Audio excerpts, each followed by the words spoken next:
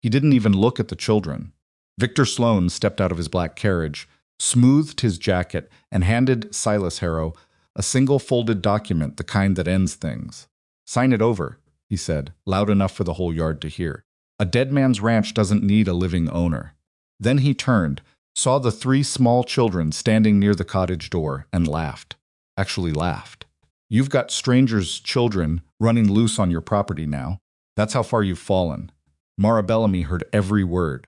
She had walked 11 miles that morning. 11 miles with nothing, just a cow, 3 kids, and the last few coins in the world. And now the most powerful man in the basin was standing 20 feet away, laughing at the wreckage of 2 people's lives, like it was entertainment. If you've ever stood at the bottom of something, truly at the bottom, and watched someone powerful kick dirt on you anyway, you already know exactly how this felt. If that's ever been you, stay with me. Because what happens next on this ranch is going to remind you why the people who get back up are always the ones nobody saw coming. And before we go any further, if you're new here, hit that subscribe button right now and turn on notifications. Because every week I bring you stories like this, stories about real courage, real heartbreak, and the kind of people who refuse to stay down. Drop your city and country in the comments below. I want to see how far this story travels. Now let's go back to where it all began. The morning Mara Bellamy arrived at Red Hollow Ranch, she had blisters on both heels, a 4-year-old on her hip, and exactly 11 cents in her coat pocket. She wasn't counting the 11 cents because she was hopeful. She was counting them because she had nothing else left to count. Her name had once meant something in Cutter's Creek. Mara Bellamy, wife of Thomas Bellamy, who'd farmed 40 acres of decent bottomland and raised 3 children without complaint. Thomas had been a quiet man, the kind who showed love by fixing things before they broke and never saying much about it. He died 4 months before, not dramatically, not even painfully by the end, just a fever that wouldn't quit, and then a morning when he didn't wake up, and then a life that collapsed in stages, the way old barns do, slowly and then all at once. The farm went to creditors in February. The house went in March. The last of the neighbors who'd promised to help had drifted away by April, the way people do, when helping starts to cost them something real. By the time May came around, Mara had 3 choices. Take her children to the county poorhouse in Billings. Move in with her sister in Butte, who had 5 children of her own and a husband who drank. Or walk 11 miles to a ranch where a man named Silas Harrow was rumored to hire struggling families. She chose the walk. Not because it was the best option, because it was the only one that felt like she was still fighting. Caleb walked the whole way without complaining, which told her everything about how frightened he really was. 9-year-old boys complain when they're comfortable. They go silent when they're scared. He'd been silent for 4 months. He walked beside her now with his jaw set and his eyes fixed forward, the way Thomas used to look when he was working through something he hadn't figured out yet. Nor at 6, still hadn't fully grasped that their leaving was permanent. She'd asked twice about the cat they'd left at the neighbor's farm. She'd asked once whether they could come back for her good dress. Mara had said yes to both questions, knowing the answer was no to both of them, and she hated herself a little for it. And Eli, 4 years old, round-faced with Thomas's exact stubborn jaw, had lasted about 4 miles before his legs simply stopped cooperating. Mara had been carrying him for 7 miles. Her left arm had gone numb somewhere around mile 9. She hadn't put him down. Juniper, the milk cow, walked behind them on a rope lead, unhurried and philosophically unbothered, as if she'd agreed to this journey and had no complaints about the terms. The cow was the last thing of value they owned. Mara had refused to sell her. Caleb had asked why, back in Cutter's Creek, when they were packing what little was worth packing. Mara had said because she gives us milk, which was true. What she hadn't said was because when you have nothing left, you keep the thing that feeds the children, and you do not negotiate on that, not ever. She had heard about Silas Harrow the way you hear about powerful men in small territories and pieces, through other people's mouths, filtered through whatever the story needed the story to be. To some, he was a generous employer who paid fair wages and didn't cheat his workers. To others, he was a cold, distant man who ran his ranch like a machine and cared about nothing but cattle numbers and land. One woman at the general store had said he'd once fired a man for coming in 5 minutes late 3 days in a row, no warning, no second chance. Mara had filed all of that away and kept walking, because the alternatives were worse. She had imagined somewhere around mile 6, when her feet were screaming, and Eli was getting heavier by the step, that Silas Harrow would see them coming up his road and feel something. Sympathy, maybe. Or at least the basic human recognition that a widow with 3 children and a cow showing up at your gate had made a serious journey and deserved a serious hearing. She had not imagined what she actually got. The ranch appeared at the top of a long, slow rise, sprawling, well-built, organized the way only money and years of labor together can organize a place. The main house was large without being showy. The barn was enormous and clearly well kept. There were corrals to the east, a bunkhouse to the north, a kitchen garden that had once been productive, and was now spectacularly overgrown with weeds chest high in some places. Mara noticed the garden because she always noticed things that needed fixing.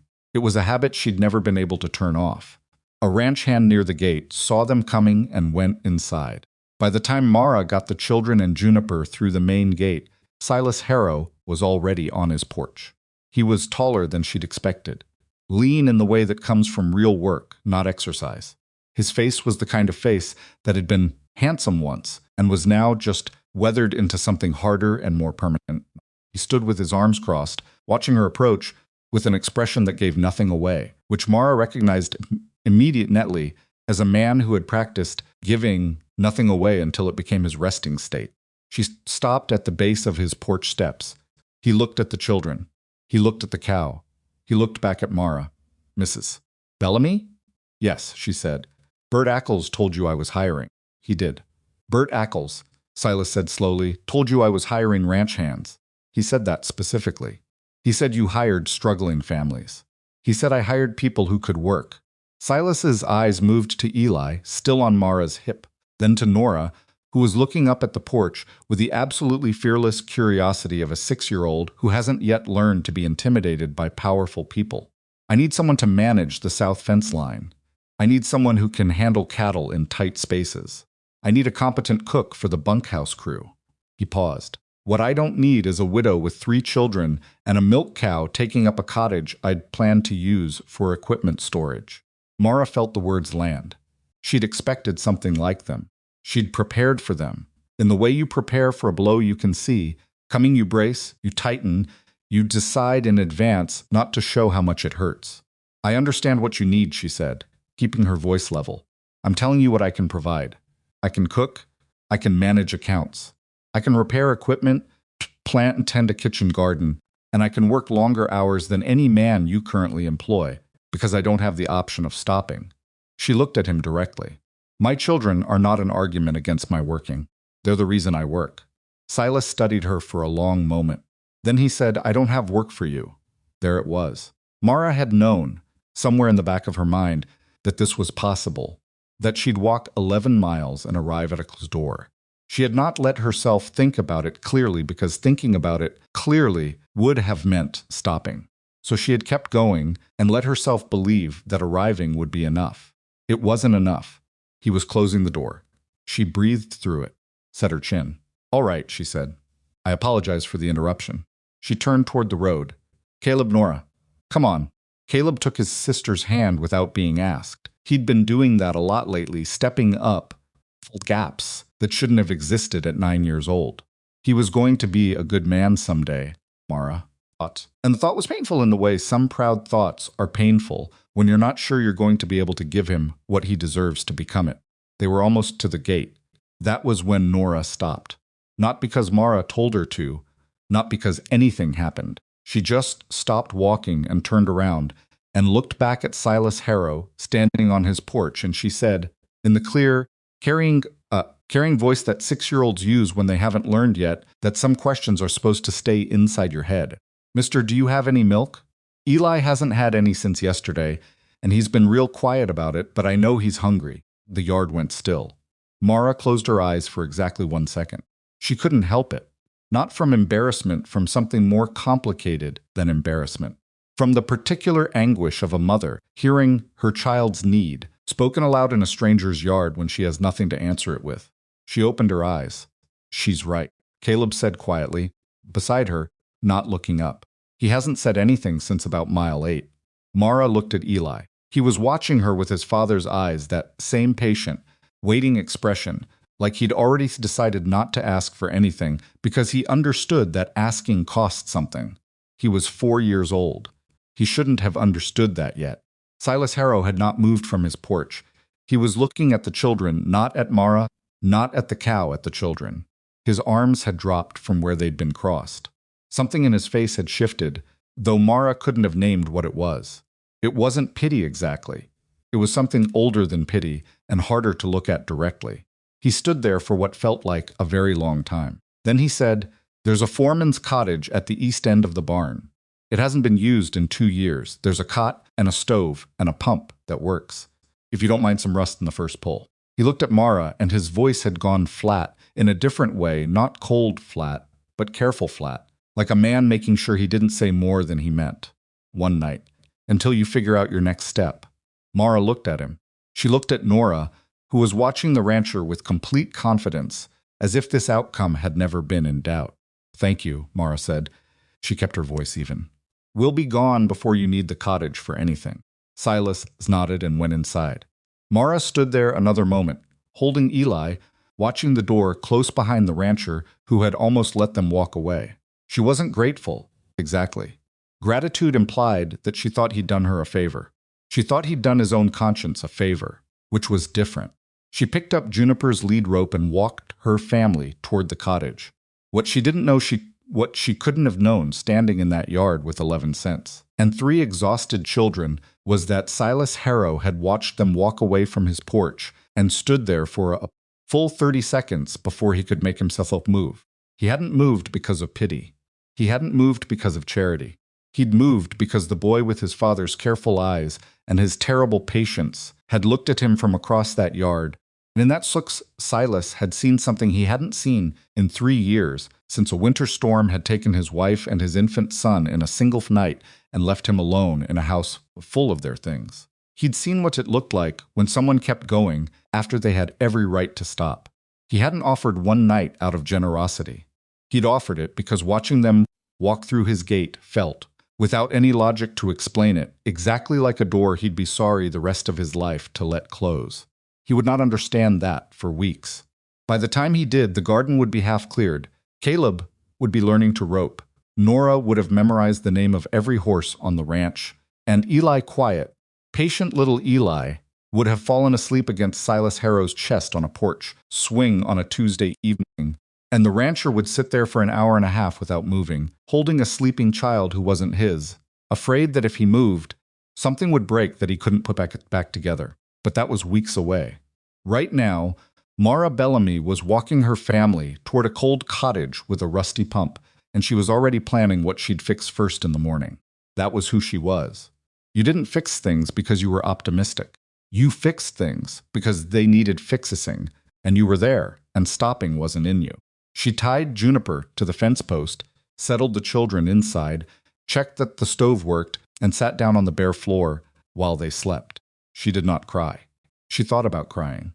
She thought that she'd been thinking about crying for 4 months and hadn't done it, not once, not the funeral, not when the creditors came, not on mile 7 when her arm went numb, and Eli still didn't ask her to put him down. She didn't do it now either. Not because she was strong. Not because she'd made herself hard. Because crying felt like it might crack something open that she needed to stay sealed a little longer. Instead, she sat in the dark of a stranger's unused cottage, listening to her children breathe, and she thought, one night, fine, one night, and in the morning we figure out what comes next. She thought about what the rancher's face had done when Nora asked about the milk. She thought that was interesting. She didn't yet know what to make of it. She would. She was gone before the sun came up. Not gone from the ranch, gone from sleep, gone from stillness, gone from the passive position of being someone who had been given something and was waiting to see what happened next. Mara Bellamy did not wait well. She never had. Thomas used to say she processed worry through her hands, that if you wanted to know how anxious she was, you counted the number of things she'd fixed or scrubbed or reorganized before breakfast. By that measure, the night she'd spent on the cottage floor had been extremely anxious. She was at Juniper's side before the sky had gone from black to gray, her forehead resting briefly against the cow's warm neck, in what was less an affectionate gesture and more a moment of pure exhaustion she allowed herself before the day started demanding things from her. Juniper stood patiently while Marek milked her, which was what Juniper did. She stood patiently through most things, which Mara had come to appreciate in a way that had nothing to do with the milk. She carried the milk inside, warmed it, and had it ready before Eli woke up. When he did wake up, still soft-faced, and confused the way he always was in the first minutes after sleep, she put the cup in his hands and watched him drink it, and felt something loosen slightly in her chest. Not relief exactly. More like one less thing actively wrong. Caleb was awake by the time Eli finished. He dressed himself without being asked, which was not unusual. He'd been dressing himself and not asking to be asked for 4 months. Mara watched him do it and thought the same thing she always thought when she watched him take care of himself, that she was proud of him and worried about him in equal measure, and that those two feelings had been sitting so close together lately that she could barely tell them apart. "What are we doing today?" he said. Not whining, just asking. He needed the shape of the day the way some kids need breakfast. It settled something in him to know what was coming. "I'm going to find work," Mara said. "Here?" She looked at him. "We'll see." Caleb nodded. Like that was a real answer, and went to check on Nora, who was still asleep with her shoes on because she'd been too tired to take them off, and Mara hadn't had the heart to do it for her. Mara went outside. The ranch in the early morning was a different thing than the ranch of the afternoon before. It was quieter and more honest. The way places get when the people inside them are still asleep and haven't put on their daytime faces yet. She walked the perimeter of the cottage because she couldn't help herself, cataloging what needed doing. The gate post was leaning at an angle that would become a problem within a season. There was a section of fencing along the east side where 3 rails had rotted through and been replaced with wire functional, but not right. Not the kind of fix a well-run operation would leave alone. The kitchen garden she'd noticed the afternoon before was worse up close. Not just over windows were dark, not just overgrown abandoned, the way things get abandoned when someone stops caring about them and then stops noticing that they don't care anymore. She found tools in the small shed beside the cottage. Old tools, but decent. Someone had maintained them once. She took the post hole digger out, looked at the leaning gate post, and started digging. She wasn't doing it to impress anyone. She was doing those were dark. She was doing it because the post was leaning, and she was there, and she had 2 other ranches before Aunt fully woke up, and she needed something to do with her hands, or she was going to sit in that cottage and think about what happened if Silas Harrow told her to leave this morning, and she could not afford to think about that yet. The digging took 40 minutes. Resetting the post took another 20. By the time she was tamping the last of the earth back down around the base, the sun was properly up, and she could hear the ranch coming to life, boots on the bunkhouse steps, someone calling to someone else about a horse, the smell of wood smoke from the cookhouse drifting across the yard. She didn't look up when she heard steps behind her. "That post's been like that for 8 months, said a voice that was not Silas Harrow's. She turned. The man standing there was old, in the way that ranchers get old, compressed and durable, like wood that's been under pressure long enough to get harder instead of softer. He had a white mustache that he probably didn't think much about, and eyes that were doing a great deal of thinking despite their relaxed expression. He was looking at the post she'd just reset with an expression that wasn't quite impressed, but was definitely paying attention. "Otis Crowley," he said. "I run the barn. Mara Bellamy." She set down the tamping bar. "Has it been causing problems?" Gate was hanging wrong. Had to lift it every time to get it latched. He looked at her. "Mr. Harrow know you're doing this?" Mr. Harrow told me I had one night. I'm using the morning before I leave." She paused. The post needed doing. Otis Crowley looked at her for a long moment. Then he looked past her at the cottage, where Caleb had appeared in the doorway, watching. Otis studied the boy the same way he'd studied the post, with the particular attention of someone who knew what good work looked like and was trying to determine if this was it. "Boy, want to see the barn?" he said. Caleb was down the steps before Mara could answer. That was how it started with Caleb and Otis, not with any ceremony or invitation. Just a boy who ran toward a barn and an old man who walked there slowly and let him come. Mara watched them go and felt the complicated thing she often felt when someone was kind to her children, a gratitude so large it made her uncomfortable. Because gratitude of that size meant she was acknowledging how much she needed and acknowledging need made her feel like she was standing at the edge of something she couldn't come back from. She turned back to the fence line. There were 3 more rails that needed replacing before the whole section was right. She went to find lumber.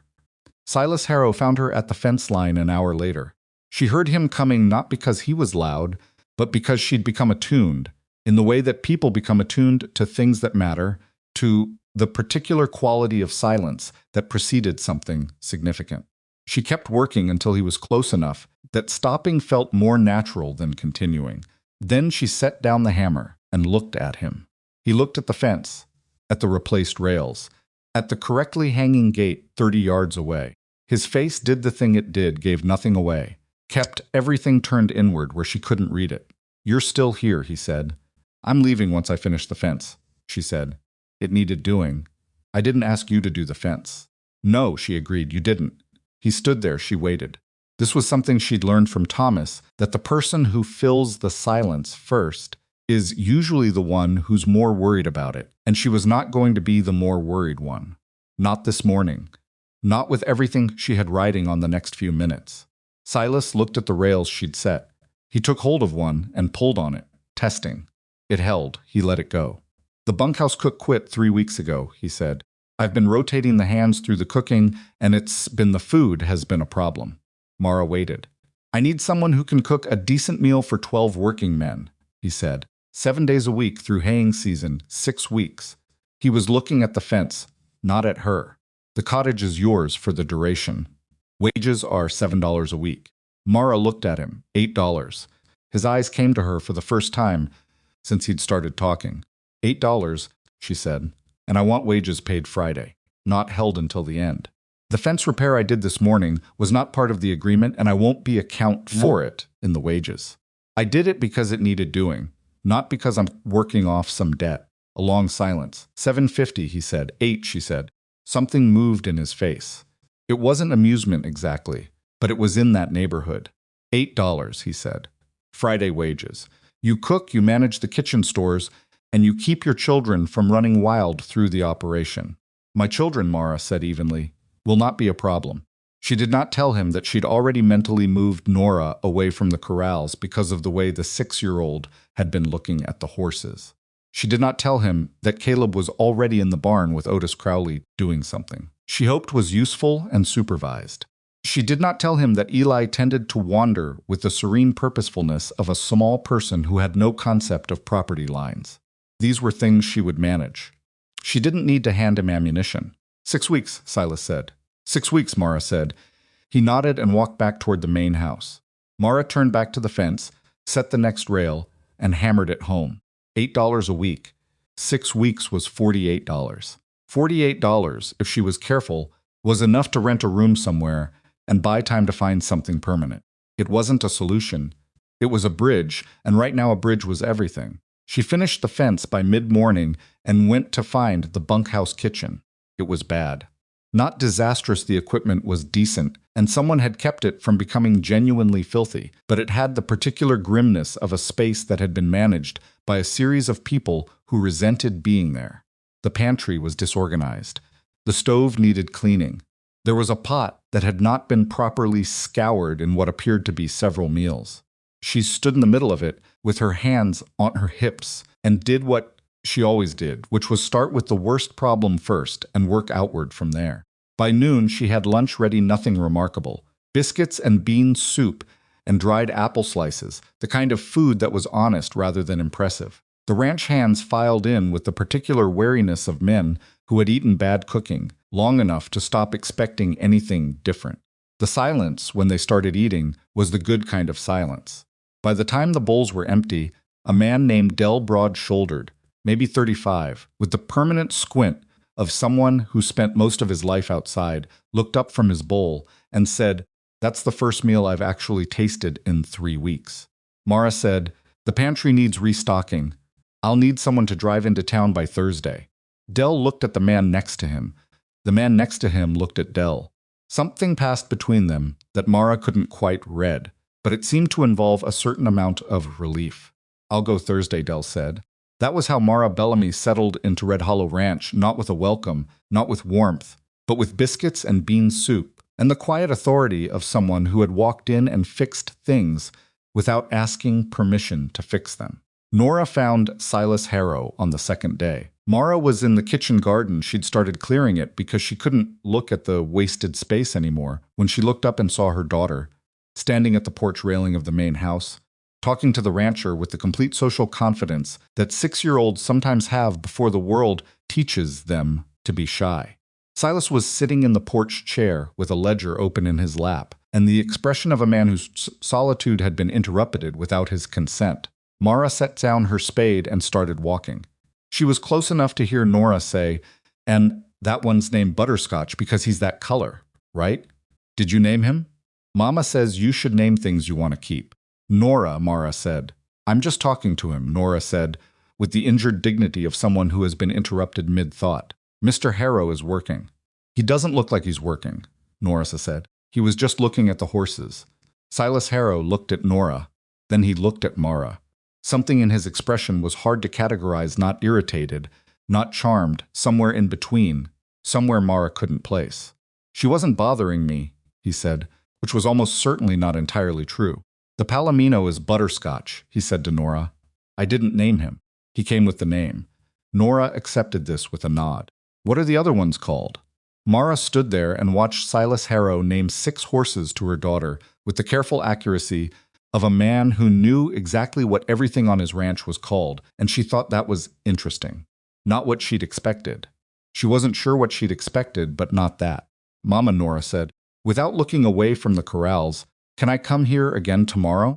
"That's up to Mr. Harrow," Mara said before she could stop herself. She looked at Silas. He looked at her. Then he looked at Nora.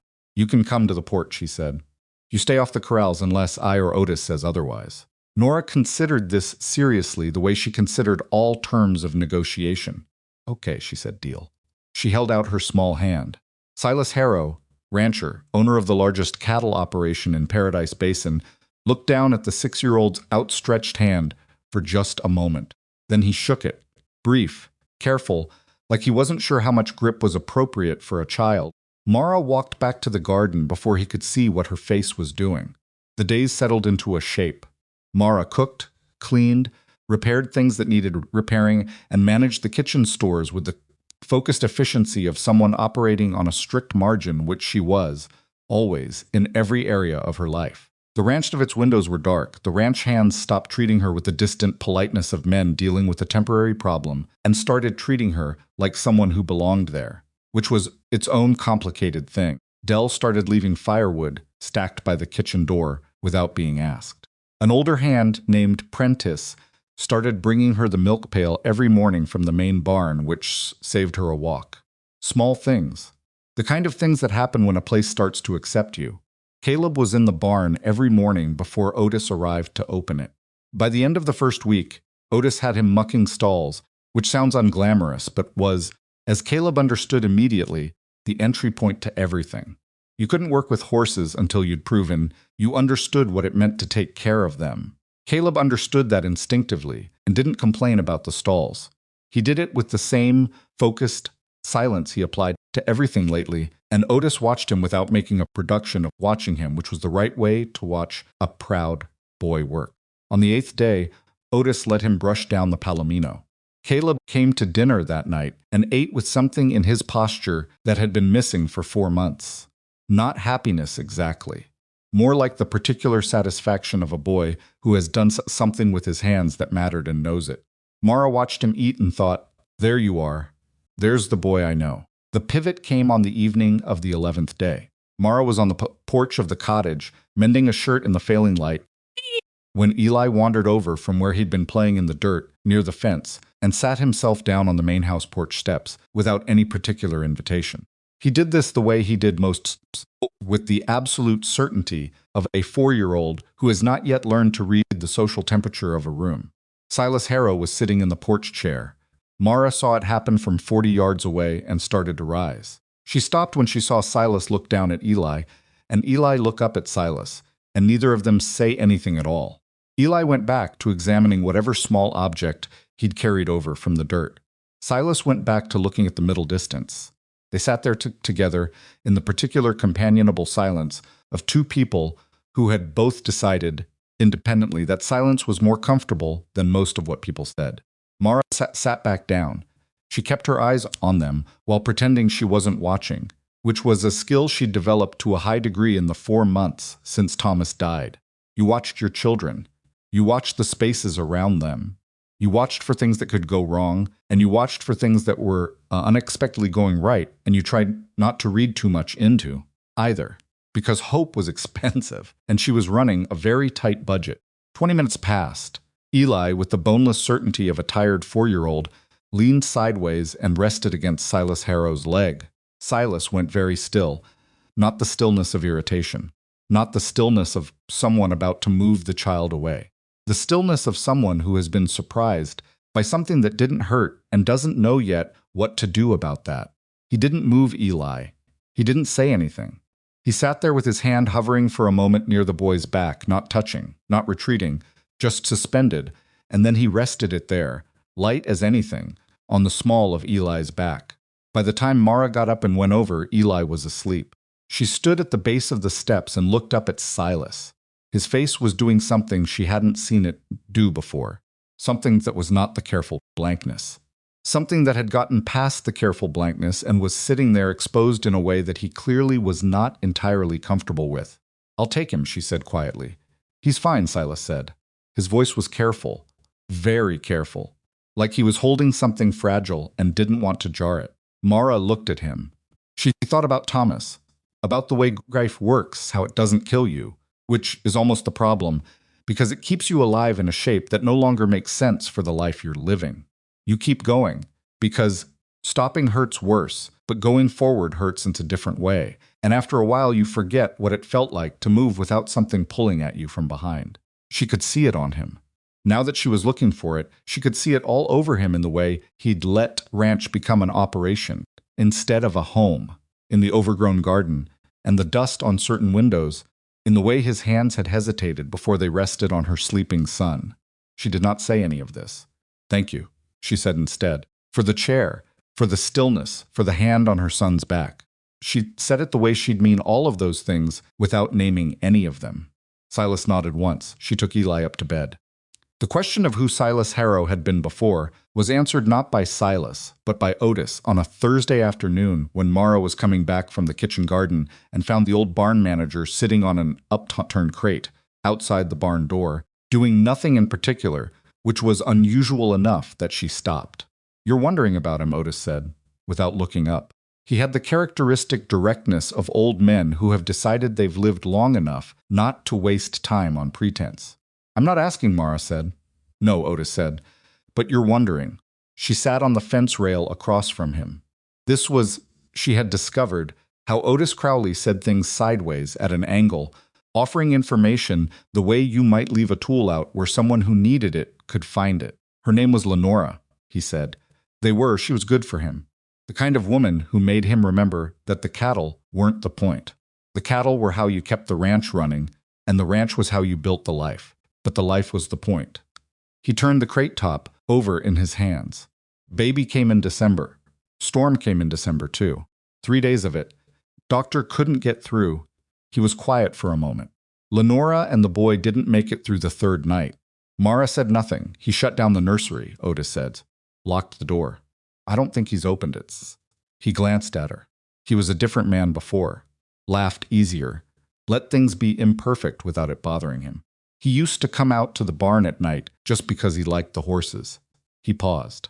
He doesn't do that anymore. Mara looked across the yard at the main house. At the upper window that never had its curtains opened. "He hasn't fired anyone for making a mistake," she said half to herself, because she'd been cataloging everything about this ranch from the moment she arrived, and this had struck her as inconsistent with what she'd been told.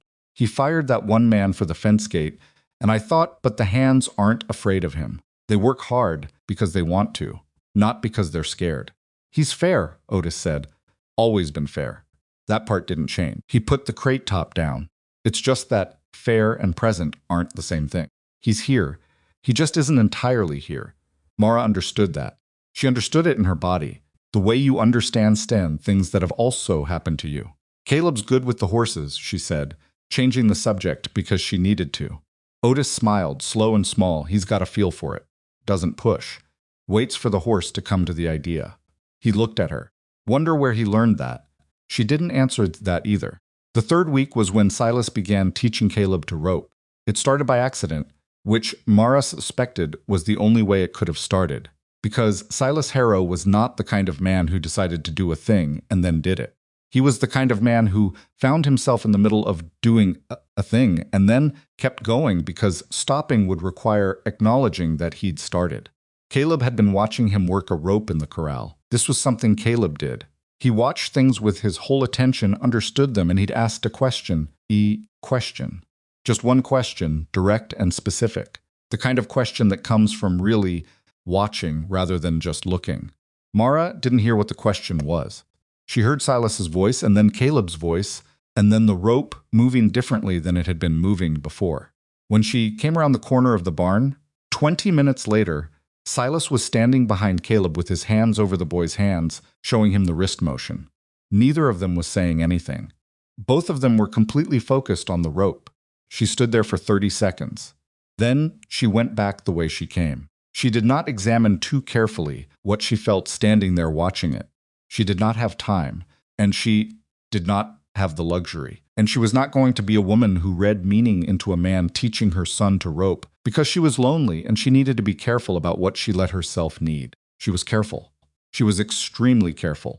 She was so careful that she almost didn't notice. On the evening of the 22nd day, when Silas Harrow sat down on the porch steps beside her after dinner, not in his chair, not in the spot that was his, but beside her on her level, and said, "The kitchen garden. What were you planning to do with it?" She looked at him. "I'm not planning anything," she said. "I'm fixing it because it's there. I won't be here long enough to see it through a full season." He was quiet for a moment. "What would you plant if you were?" She looked at the garden. She had, in fact, been thinking about this. She'd been thinking about the soil composition, about what the existing beds told, or about what had grown there before, about the amount of afternoon shade and how that would affect what thrived. She'd been thinking about it the way she thought about most things practically, precisely, in terms of what was actually possible rather than what was ideal. "Beans," she said. "The soil's right for beans. Squash along the south side where the sun's strongest. Some kind of greens. Beets? Maybe they're forgiving in this kind of ground." She paused. Whoever planted it last knew what they were doing. The layout makes sense if you understand what they intended. Silas was very quiet. "My wife planned that garden," he said. Mara looked at him. She had known someone had planned it. She had not known who. She thought about everything she'd said and felt a stab of something she couldn't entirely name, not guilt, because she hadn't said anything disrespectful, but something adjacent to it.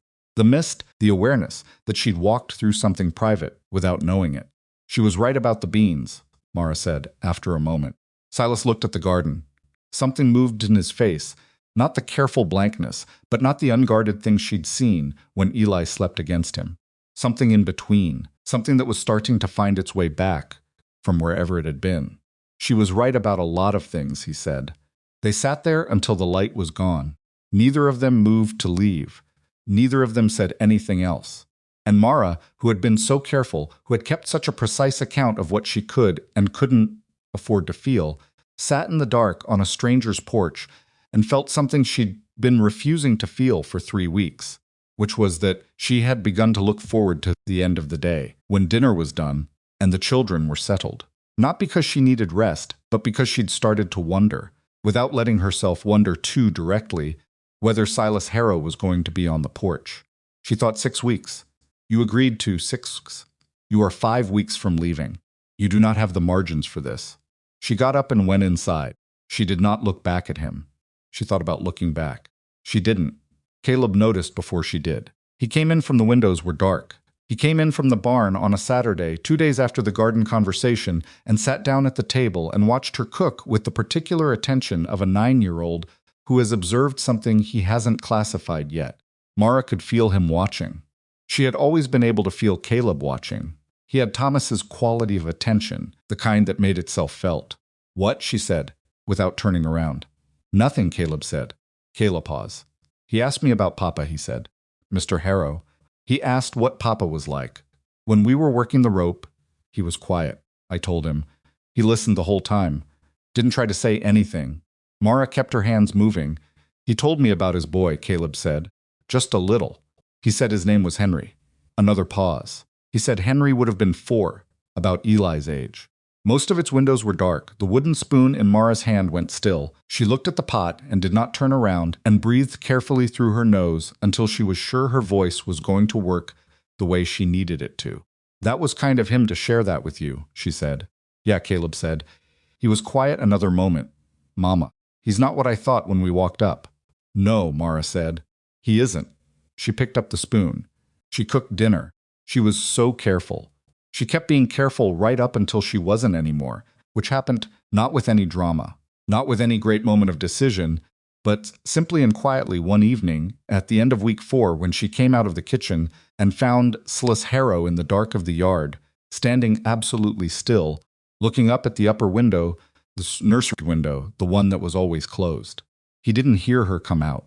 She stood there and watched him stand there, a powerful man standing very still in his own yard, looking at a locked door he hadn't opened in 3 years, and she thought about Caleb going silent. She thought about Eli not asking to be put down on mile 9. She thought about all the ways people carry things they don't have words for, and how carrying them alone for long enough makes you forget that you're doing it. She didn't say anything. She went back inside. But something had shifted, and both of them could feel it, and neither of them was quite ready to say what it was yet. 6 weeks was running out. 6 weeks was a number Mara had been tracking the way a person tracks the level of water in a barrel during a dry summer, not obsessively, but always aware, always knowing in the back of everything how much was left. By the morning of day 29, she had 17 days remaining. She knew this without counting because she'd stopped counting and started feeling it instead, which was worse. Counting was practical. Feeling it meant something had gotten past the careful management she'd been applying to herself. Since the first morning, she'd reset that gatepost and told herself this was temporary. This was a bridge. This was 6 weeks, and then a next step she hadn't identified yet. The next step was still not identified. She'd been sending out inquiries, a letter to a boarding house in Billings that advertised for a cook, a letter to a general store in a town called Miner's Flat that had posted for a clerk, a letter to a woman her sister had mentioned, who sometimes hired domestic help through the winter. She'd written them carefully, at the kitchen table after the children were asleep, in the neat handwriting that Thomas had always said was better than his, which wasn't saying much, but had always made her feel something. She'd sent the letters with Dell when he went to town. She'd received nothing back. 17 days. She was thinking about this, standing at the kitchen window, with a coffee she hadn't touched, when she heard the carriage. She heard it before she saw it, the particular weight of expensive wheels on packed dirt, the kind of sound that sends money, before money announces itself. She looked out the window and watched a black carriage roll through the red hollow gate with the unhurried confidence of a vehicle that had never been turned away from anywhere. The horses pulling it were matched bays, well-groomed, not working animals. They were animals bought to look like what they were, which was the property of someone who wanted you to know what they cost. The man who stepped down from that carriage was of a type Mara recognized immediately and viscerally, the way you recognize certain smells or certain weather not from having met this specific man, but from having met the category. He was perhaps 55, dressed with the precision of someone who understood that clothing was a language and spoke it fluently. His face was handsome in a way that must have been striking at 30, and had since become something colder, the kind of face that had learned to use its handsomeness as a tool, and now wore the expressions of a tool that had been put down. Victor Sloan. She'd heard the name twice in 6 weeks. Once from Dell, who'd said it the way you say the name of bad weather, flat, factual, resigned. Once from Penniless, who'd said it while looking in the direction of Sloan's land, changing the subject, and then the subject, which told her more than whatever he'd have said next. She watched of its windows. She watched Sloan's the yard with the walk of a man who had never in his life entered a place, and thought about whether he was welcome. He went straight to the main house. He did not look at the cottage. He did not look at the kitchen garden, which by now was half restored and beginning to show green in the rows she'd cleared. He did not look at anything that wasn't the main house door, which told her he was the kind of man who only saw what he'd decided was worth seeing. Silas met him on the porch. Mara could not hear what they said. She could see the shape of it, Sloane easy and expansive, using his hands in the way that powerful men use their hands when they want you to think they're being generous. Silas, standing with his arms at his sides, not crossed, not defensive, but closed in the way that Silas was always closed, with people he hadn't chosen. She watched Silas take something from Sloane's hand, a document of some kind, folded, official-looking, and look at it, and she watched Silas's face do something that his face almost never did. It went still in the wrong way. Not the controlled stillness. The other kind. The kind that comes when something hits you where you weren't guarding. She put down the coffee. Sloane stayed 2 hours. Mara kept the children clear of the main house, not a difficult task, since Nora had decided to conduct what she called a survey of the horses. Was her way along the fence line, a stick, and a level of scientific seriousness that would have been funny under different circumstances, and Caleb was in the barn with Otis, and Eli was occupied with a dirt pile he'd been developing for the better part of 3 days. But Mara stayed near the kitchen window, and she watched. She watched Sloane leave with the same ease he'd arrived, unhurried, satisfied, the satisfaction of a man who had said what he came to say and was confident in how it had landed. She watched Silas stand on the porch after the carriage was gone. He stood there longer than he needed to. That was the thing that stayed with her, not the document, not Sloane's expression, but Silas Harrow standing on his own porch and looking at his own land and something in his posture that she had never seen there before. He looked, for the first time since she'd arrived, like a man who was considering whether something was worth the fight. Most of its windows were dark. She found out what Sloane had said from Otis, because Silas said nothing at dinner and nothing after. And by the next morning, Mara had decided she was done waiting for information to come to her. Otis was cleaning tack in the barn when she asked him directly, the way she asked all things without preamble, without apology. Otis set down the bridle he was working on. Sloane's been buying up debt, he said. The expansion Silas did 3 years ago, the south pasture, the new cattle pens he borrowed to build it. Not unusual, the lending made sense, the interest was manageable. He picked up the bridle again but didn't work it. Sloane's been quiet purchasing those notes. He's got enough of them now that he can call pressure. Not enough to force a foreclosure, not yet, but enough to make the cost of holding on very high. How high? Mara said. Otis looked at her. High enough that selling might look like the rational choice. She thought about the document, the way Silas's face had gone still. And Sloane made an offer. He makes an offer every time he comes, Otis said. This one's different. He was quiet. This time he brought the debt papers with him. He's not negotiating. He's demonstrating. Mara stood there. Silas won't sell, she said. Otis looked at her with an expression that was careful enough to tell her she was wrong. He won't sell Red Hollow, she said again. But she heard it, this time heard the space between what she wanted to be true and what Otis's face was telling her was possible. He built this place as something to survive in, Otis said slowly. After Lenora, after Henry. He expanded because expanding gave him something to do that wasn't grief, something that needed to be managed and therefore kept him going. But managing something and loving it aren't the same. And Sloane, he stopped. Set the bridle down for real this time. Sloane told him a childless widower builds an empire, and then what? He said it like that, straight to his face. The words hit Mara somewhere specific. She recognized the cruelty of them, not the blunt cruelty, but the precise kind. The kind that finds the exact place a person is most uncertain and presses there with a calm, reasonable expression. What did Silas say, she said. Nothing, Otis said. He signed the man's receipt for the offer and told him he'd consider it. Consider it. She went back to the kitchen. She made lunch. She made it mechanically, her hands doing the things they knew how to do, while her mind was somewhere else entirely. Dell came in and ate and said something about the south fence, and she answered him, and later could not remember what she'd said. She thought about Silas standing on the porch after Sloane left. She thought about the nursery window that was always closed. She thought about a man who had built the largest ranch in the basin, not because he loved the empire, but because the empire was all that was left of the reason he'd started building, and now someone was telling him the reason was gone, and the empire might as well go with it. She thought, this is none of your business. You have 17 days. You have 3 children and $48, and no confirmed next step, and no claim on this man or this ranch or any of what happens here after you leave. This is none of your business. She believed all of that. She went and found Silas anyway. He was at the south pasture, doing the kind of work that looked like fence checking, but was actually thinking the methodical physical movement that gave the mind space to run somewhere it needed to go. She knew the pattern because she did it herself. She'd been doing it for 6 weeks.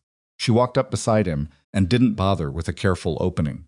Sloan is not offering you a way out, she said. He's offering you a way to surrender and calling it rational. Silas stopped walking. He didn't turn around, Mrs. Bellamy. He found the one thing he thought would make you stop fighting, and he handed it to you wrapped in paperwork. She came around so she was in front of him because she was not going to have this conversation with his back. He told you there's no one to leave this to. He told you you're building toward nothing. She looked at him directly. He said that because it's the cruelest thing he could think of, and he's been waiting 3 years to say it. Silas's face was very controlled. Too controlled, which was the tell. You don't know what he said. I know what Otis told me, she said. And I know what a man looks like when something's landed where he wasn't armored. She stopped. She hadn't planned what she was going to say next.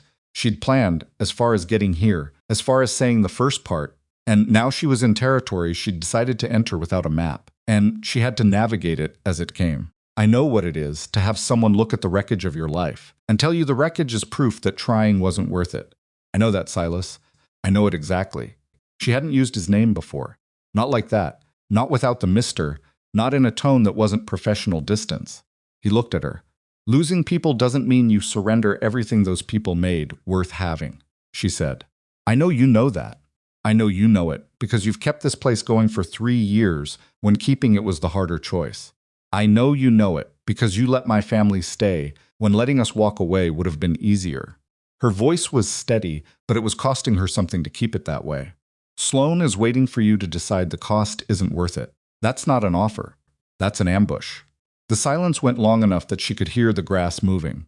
Silas looked past her at the pasture, at the cattle moving slow and unhurried across the south field, at the Norman, at the land that had belonged to him and to the dream of a life that had interrupted 3 years ago on a winter night that he would never be able to think about straight. You're my employee, he said. His voice was quiet. This isn't your concern. No, she said, it isn't. I'm leaving in 16 days. Whatever you decide about Sloan, I'll be gone before any of it resolves. She paused. But I've been watching you for 6 weeks, and I think you're a man who tells himself things are decided when they're actually just heavy. And I think Sloan knew exactly what he was doing when he walked in here. And I think she stopped. She'd almost said something she hadn't given herself permission to say. You think what? Silas said. She looked at him. I think you're still capable of fighting for this. I think you've been managing this place from a safe distance since Lenora died, and Sloan has been watching that distance and waiting for the moment it felt like giving up. She took a breath. I think the people who work here would follow you if you gave them something to follow toward. I think Caleb. Her voice almost broke on his name, which surprised her, and she pressed through it. I think Caleb has learned more about what it means to take care of something in 6 weeks on this ranch than he learned in 9 years anywhere else. And that's yours. You built that. That's what this place does when it's alive, and Sloan knows it, and that's exactly why he wants it. Silas turned back to her. His face had done the thing again, the thing past the careful blankness, the thing she'd seen twice before, and still couldn't fully name. But there was something else in it now, something that had been somewhere very far back, and was making its way forward. He said nothing for a long time. My expansion loans are at 11% interest, he said finally, and his voice was different, not warm, not soft, but present in a way it sometimes wasn't, like he'd come back to himself from wherever the last hour had taken him. The principal is $60,000. Sloan holds notes on roughly $40,000 of it. The profit from the haying season won't clear the debt.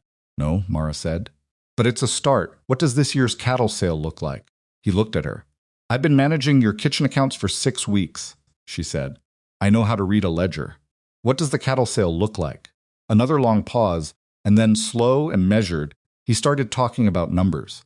The size of the herd, the expected sale price per head, the operating costs for the remainder of the year. She listened with the part of her mind that processed numbers The same part that had been managing 11 cents and a milk cow and asking for $8 a week instead of $7.50 because 8 was what she needed, and therefore 8 was what she asked for. When he finished, she said, "You need to sell the North Pasture acquisition. That land took me 4 years to secure. That land is also adjacent to Sloane's property and is almost certainly the piece he wants most," she said. "If you sell it to someone who isn't Sloane, sell it at fair market value to someone who will use it, you clear a significant portion of the debt he holds leverage on. He loses his best pressure point, and you lose the land you didn't need yet." Silas stared at her. "Who would you sell to?" he said slowly. "The Garfield brothers in Miner's Flat have been looking to expand for 3 years," she said. She'd heard Dell mention it in passing 2 weeks ago and filed it away because she filed everything away. "They're honest, they're solvent, and they're not connected to Sloane." "How do you know they're not connected to Sloane?" "Because Dell said Sloane tried to buy them out 4 years ago, and they told him to go back to wherever he came from in terms I won't repeat in polite company," she said. Something moved in Silas's face. It was a small thing barely there, but she caught it. He was almost smiling. It wasn't a smile yet. It was the memory of what smiling felt like, beginning to find its way back to the surface after a long time underwater. But it was there. "I'm not going to make business decisions based on ranch hand gossip," he said. "No," she agreed. "You're going to think about it carefully and work through the numbers yourself and probably arrive at the same conclusion through a more rigorous process. I'm just telling you where I'd start." He looked at her. "You have 16 days. "Yes," she said. "And in 16 days you'll be gone.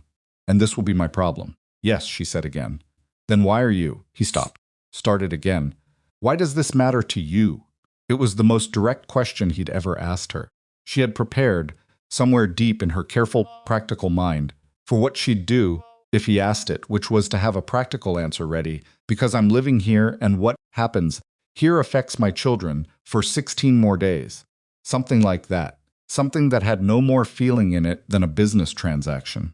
She didn't use the prepared answer. "Because you let us stay," she said. "When you didn't have to. When it would have been easier not to. And I don't." She stopped, steadied. "I don't know how to watch someone make themselves smaller than they are and not say something about it. I've never known how to do that." He was very still. "Lenora used to say something similar," he said quietly, "that I was the only man she knew who could fill a room and not notice he was doing it." Mara didn't say anything. "She used to tell me I was better than I thought I was," he said. "When I was doubting something, I didn't always believe her." He was looking at the pasture again. "I think I believe it less now." "Sloane is counting on that," Mara said gently. He turned back to her, and whatever had been moving in his face resolved into something settled and serious. Not resolved like it was over, resolved like a man who has just picked something back up that he'd set down. "I'm not selling Red Hollow," he said. "I know," she said. "I need to look at the North Pasture numbers." "Yes," she said. "And I'll need someone to go over the full ledger with me," he said. "Someone who can actually—" He stopped, looked at her. "You said you can manage accounts." "I've been managing yours for 6 weeks," she said. "You haven't been asking me to." The almost smile again. Closer this time. "Tomorrow morning," he said. "Bring what you've got from the kitchen accounts. We'll go from there." She nodded and turned to walk back. She'd gone about 10 steps when he said her name. "Not Mrs. Bellamy." "Her name Mara," she turned. "Thank you," he said. It was brief and undecorated and clearly cost him something to say, which made it worth more than most thanking she'd ever been offered. She nodded and kept walking. She made dinner. She fed the children. She got Eli into bed and listened to Nora list the full names she'd decided to give all 6 horses and agreed that Barnabas was an excellent name for the gray. She sat with Caleb a few minutes after the others were asleep. He was at that age where he needed to process the day before he could close it, and she'd learned to make the time available without pressing. "Mr. Harrow seems different today," Caleb said. "How so?" she said. Caleb thought about it with the deliberateness he brought to everything. "Like he decided something," he said. "At the fence line after lunch, he had that look." "What look?" "Papa used to get it," Caleb said, "when he figured out how to fix something he'd been thinking about." He paused. Like he could breathe again. Mara sat with that for a moment. "Get some sleep," she said. She went outside. The main house was lit in the lower windows. She could see Silas's shadow move past the study window. He was at the desk. She could tell from the movement. which meant he was already looking at ledgers. He hadn't waited until morning. She had not expected him to. She stood in the dark for a while and looked at those lit windows and thought about 15 days. 14 after tonight. Thought about a man at a desk, in a lit room, working through numbers because she'd said the right thing at a fence line, and whether saying the right thing and being needed for a moment was something you could build anything on, or whether it was just a moment, just a fence line, just 6 weeks that would end and leave everyone standing in what came next. She thought, be careful. She thought, you have been so careful. She went inside and lay down on the cot and looked at the ceiling in the dark, and somewhere in the careful architecture of her practical mind, a small and very quiet part of her was doing something she'd forbidden it to do. It was hoping. 2 days later, Sloane came back. This time he didn't come alone. He brought a man with a leather case who turned out to be an attorney, and he brought the specific smile of someone who has thought of everything and would like you to know it. He arrived at mid-morning, when the yard was full and the hands were working, and Mara thought later that this was intentional, that he wanted witnesses to whatever was about to happen. She was in the garden when the carriage came through the gate. She didn't go inside. She kept her hands in the dirt, and she kept working, and she watched. Silas came out of the main house before Sloane had finished crossing the yard. He wasn't moving fast. He was moving with the particular deliberateness of a man who has had time to think and has finished thinking, and knows where he stands. Mara recognized it because she'd seen it at the fence line 2 days ago, the same quality of movement, the same settled weight. She gripped the trowel and watched. Sloane said something she couldn't hear. He was expansive again, the gestures generous, the posture of a man delivering good news. The attorney stood slightly behind him with the leather case and the expression of a professional who had been in enough of these conversations to have no feelings about them. Silas said something back. Sloane's gestures stopped. He said something else.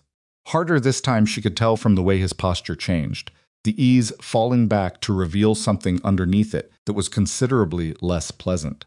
Silas reached into his jacket and produced an envelope. He held it out to Sloane. Sloane took it, opened it. Read. The expression on Victor Sloane's face was something Mara would think about for a long time afterward. Not rage, it was too controlled for rage. It was the expression of a man who has played a move he considered decisive and watched it fail, and is now working through what that means while keeping his face as still as possible and not quite succeeding. He said something short. Silas said something shorter. Sloane looked at the attorney. The attorney looked at the envelope. Something passed between them that ended with the attorney closing his leather case. Sloane looked across the yard then. He looked at the hands watching from the barn doors. He looked at the kitchen garden, and then his eyes found Mara, crouched in the dirt, with a trowel in her hand, watching him back without looking away. He looked at her the way people like Sloane look at things they haven't accounted for, with the particular cold interest of someone who is filing away a new piece of information for later use. She did not look away. He said one more thing to Silas. Low, private, designed not to carry. She couldn't hear the words. She saw Silas's jaw tighten not much, just the smallest pull, and then smooth out again into that settled certainty. Sloane got back in his carriage. The yard was quiet for a moment after the gate closed. Then Dell said from the barn doorway, to no one in particular, good riddance, and went back to work, and the morning picked up around the fact of what had just happened like water closing over a stone. Mara looked at Silas. He was looking back at her from across the yard. She couldn't read his face at this distance. She wasn't sure she could have read it up close. She went back to the garden, she put the trowel in the dirt, and she worked. And she did not let herself think about Sloane's eyes finding her, and what that had meant. She did not let herself think about what Silas had handed him in that envelope, or how long it had taken him to prepare it after the conversation at the fence line. She thought about the 14 days. 13 now.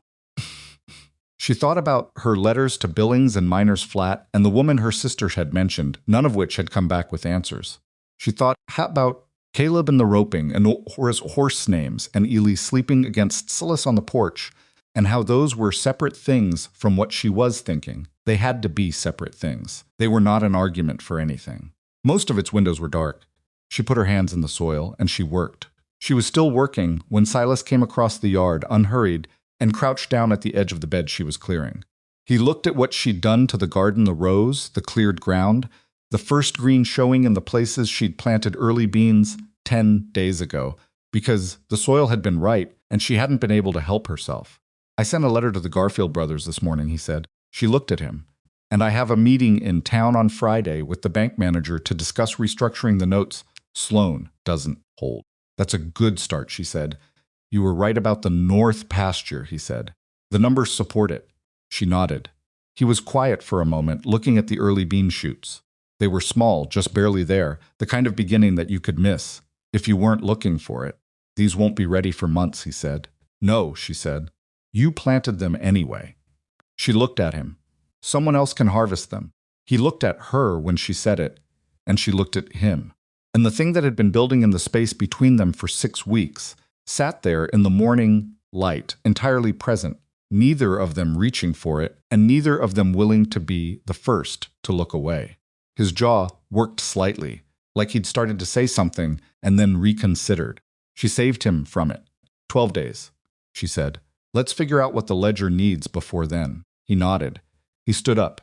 He walked back to the house. And Mara sat in the garden beside the bean shoots that wouldn't be ready for months and breathed through something that had gotten too large to be managed with careful hands and a practical mind. Sloane's carriage had been gone for an hour, but his last look across the yard stayed with her in a way she couldn't shake. He hadn't looked at her like an obstacle. He'd looked at her like something he'd decided to file away and return to. She didn't know yet what that meant. She would find out sooner than she expected, and it would not come with a carriage or an attorney or an expensive suit. It would come quietly, the way the most dangerous things do through a back channel on a Wednesday, from a direction she hadn't thought to watch. The back channel turned out to be a woman named Mrs. Holt. Mara learned this on a Wednesday, as she'd half expected, though not in the way she'd imagined. She'd imagined something more overtly threatening another document, another carriage, another centurion of leverage. What she got instead was a visit from the wife of the miner's flat bank manager, who arrived at Red Hollow mid-morning in a modest buckboard with a covered dish and the particular smile of a woman delivering something other than what she appeared to be delivering. Mrs. Holt was perhaps 60, soft-spoken, with the kind of manner that made you feel immediately comfortable and trust immediately after that comfort arrived, which was exactly what Mara didn't do. She'd learned to be suspicious of comfort that arrived too quickly. Thomas had called it her guard dog instinct, which he'd meant affectionately, and which she'd never been able to turn off. I heard you've been keeping house here, Mrs. Holt said, setting the covered dish on the cottage porch with the ease of someone who had made this kind of visit many times. I wanted to welcome you properly. It's not often we get new families in the basin. I'm not a new family, Mara said. I'm employed through the end of the month. Mrs. Holt smiled at this, the way people smile at things they've been told and haven't believed. Well, however you're situated, the basin can always use good people. She settled herself on the porch step without being invited, which was a social move Mara recognized as intentional. You didn't sit without invitation unless you intended to stay long enough to say what you'd actually come to say. She sat across from the woman and waited. It took 7 minutes of conversation about the territory, the weather, the hardships of the past winter, and the general character of the basin's population before Mrs. Holt arrived at the point which she arrived at sideways, the way points of this kind always arrive. My husband speaks highly of Mr. Harrow, she said. He's concerned about him. We all are. A man in his position, carrying all of that alone, it's not natural. And with the pressure from the Sloan situation, she paused as if catching herself. Well, we all want what's best for Red Hollow. What has Mr. Sloan told your husband? Mara said. Directness landed and Mrs. Holt's smile adjusted, just slightly. Victor's had some conversations with Gerald about the state of Silas's accounts. As a concerned neighbor, as a man who holds significant debt notes on this operation, Mara said. A pause. Gerald has obligations to his depositors, Mrs. Holt said carefully. If there's uncertainty about Red Hollow's future, the only uncertainty about Red Hollow's future, Mara said, is whether Victor Sloan is going to find a new angle after the last two didn't work. She kept her voice level. I'd appreciate it if you told your husband that Mr. Simon Harrow is meeting with him Friday, and that the conversation will be productive, and that whatever Mr. Sloan has suggested to him in the meantime is the interest of one party, not the interest of the basin. Mrs. Holt looked at her for a long moment. "You're quite direct," she said. "I have 11 days," Mara said. "I don't have time to be otherwise." Mrs. Holt left the covered dish. It was a decent apple cake. Mara gave her that and drove back toward town with the buckboard and the careful expression of a woman who had come expecting to find a situation and had found instead something that complicated her errand considerably. Mara went to find Silas. He was at the corral, not doing anything productive, standing at the fence watching the horses move, which was what he did when he was thinking hard about something he hadn't worked through yet. She'd mapped his patterns the way you map the patterns of a place you've lived in long enough to know its rhythms, and this was one of them. Horses when he was thinking, ledgers when he'd decided, work when he'd finished deciding and needed to stop thinking about it. She told him about Mrs. Holt, all of it straight through, without softening any part. He listened without interrupting. This was one of the things she had come to rely on about him. He listened like he meant it. Not the polite performance of listening, but the actual thing. Most of its windows were dark, the full weight of its attention on what you were saying rather than on what he was going to say next. "Sloane's working the bank," he said when she finished. "He's working every angle he has," she said. "Gerald Holt is a reasonable man, but he has depositors and obligations, and if Sloane plants enough doubt—" "The Friday meeting," Silas said. "I need those numbers solid before I walk in." He looked at her. "Can you have the full ledger summary ready by Thursday evening?" "I've been working on it since Monday," she said. Something moved in his face. Not surprise. Exactly more like the acknowledgement of something he'd suspected, but hadn't let himself assume. "Of course you have," he said, and his voice had that quality it sometimes had, the one that was dry without being cold, that she'd heard for the first time around week 2 and had since decided was the closest thing he had to warmth, when warmth was what he meant. When warmth was what he meant, but wasn't ready to say plainly. "There's one more thing," she said. "Sloane's not just going after the debt leverage. He's building a narrative. Unstable management, uncertain future, no family to give the operation continuity." She looked at him. "He's going to use whatever he can find." She stopped. "Including what?" Silas said. "Me," she said. "He looked at me when he left on Monday. He filed something away. I don't know exactly what he's going to do with it, but a penniless widow with 3 children living in a ranch employee's cottage is a detail he'll find a way to use." Silas's expression shifted into something that was unambiguously anger, the quiet, concentrated kind that was worse than the loud kind because it didn't burn itself out. "He's going to say you're a liability. He's going to say I'm evidence of poor judgment," she said flatly. "Taking in strays, they'll call it. A man who can't maintain professional distance and proper management of his operation." She said it without flinching, because she'd already worked through the flinching alone the night before, and had come out the other side into something cooler and more useful. "I want you to know I'm aware of it. And I want you to know it doesn't change how I handled the accounts, and it doesn't change what the ledger shows, and that's what matters in the meeting Friday." Silas was looking at her with an expression she couldn't fully read. There was the anger still underneath, but there was something else on top of it that she wasn't used to seeing on his face, something that took her a moment to identify, because it was such an unguarded thing. He was bothered on her behalf, not on Red Hollow's behalf, not on his own, on hers. "I'll deal with Sloane's narrative," he said. "Silas, I'll deal with it," he said again, and his voice had settled into the register it went to when something was decided, and he was done discussing whether it was decided. She let it go. She had 10 days and a full ledger to finish, and a kitchen to run, and 3 children to manage, and she was not going to spend the capital. She didn't have arguing with a man who had just used her first name and meant something by the way he said it, even if neither of them was ready to say what. She went back to the kitchen. She worked until midnight. The ledger summary took her Tuesday, Wednesday, and most of Thursday to complete not because the numbers were complicated, but because she wanted them to be unassailable. She'd spent enough of her life in situations where someone with more power could dismiss what she knew because of how she'd presented it, and she was not going to hand Gerald Holt or Victor Sloane or anyone else a technical reason to discount what she'd put together. She organized it the way her father had taught her to organize arguments when she was a girl: start with what is undeniable, build from there, end with the conclusion that the numbers reach themselves so you don't have to argue for it. She brought it to Silas Thursday evening. He read through it at the study desk while she sat across from him. And she watched his face move through the numbers the way a face moves through something it recognizes and is surprised to see laid out so clearly. He went back to 2 pages. He asked her 3 questions, all of them precise, all of them about details you'd anticipated and had answers for.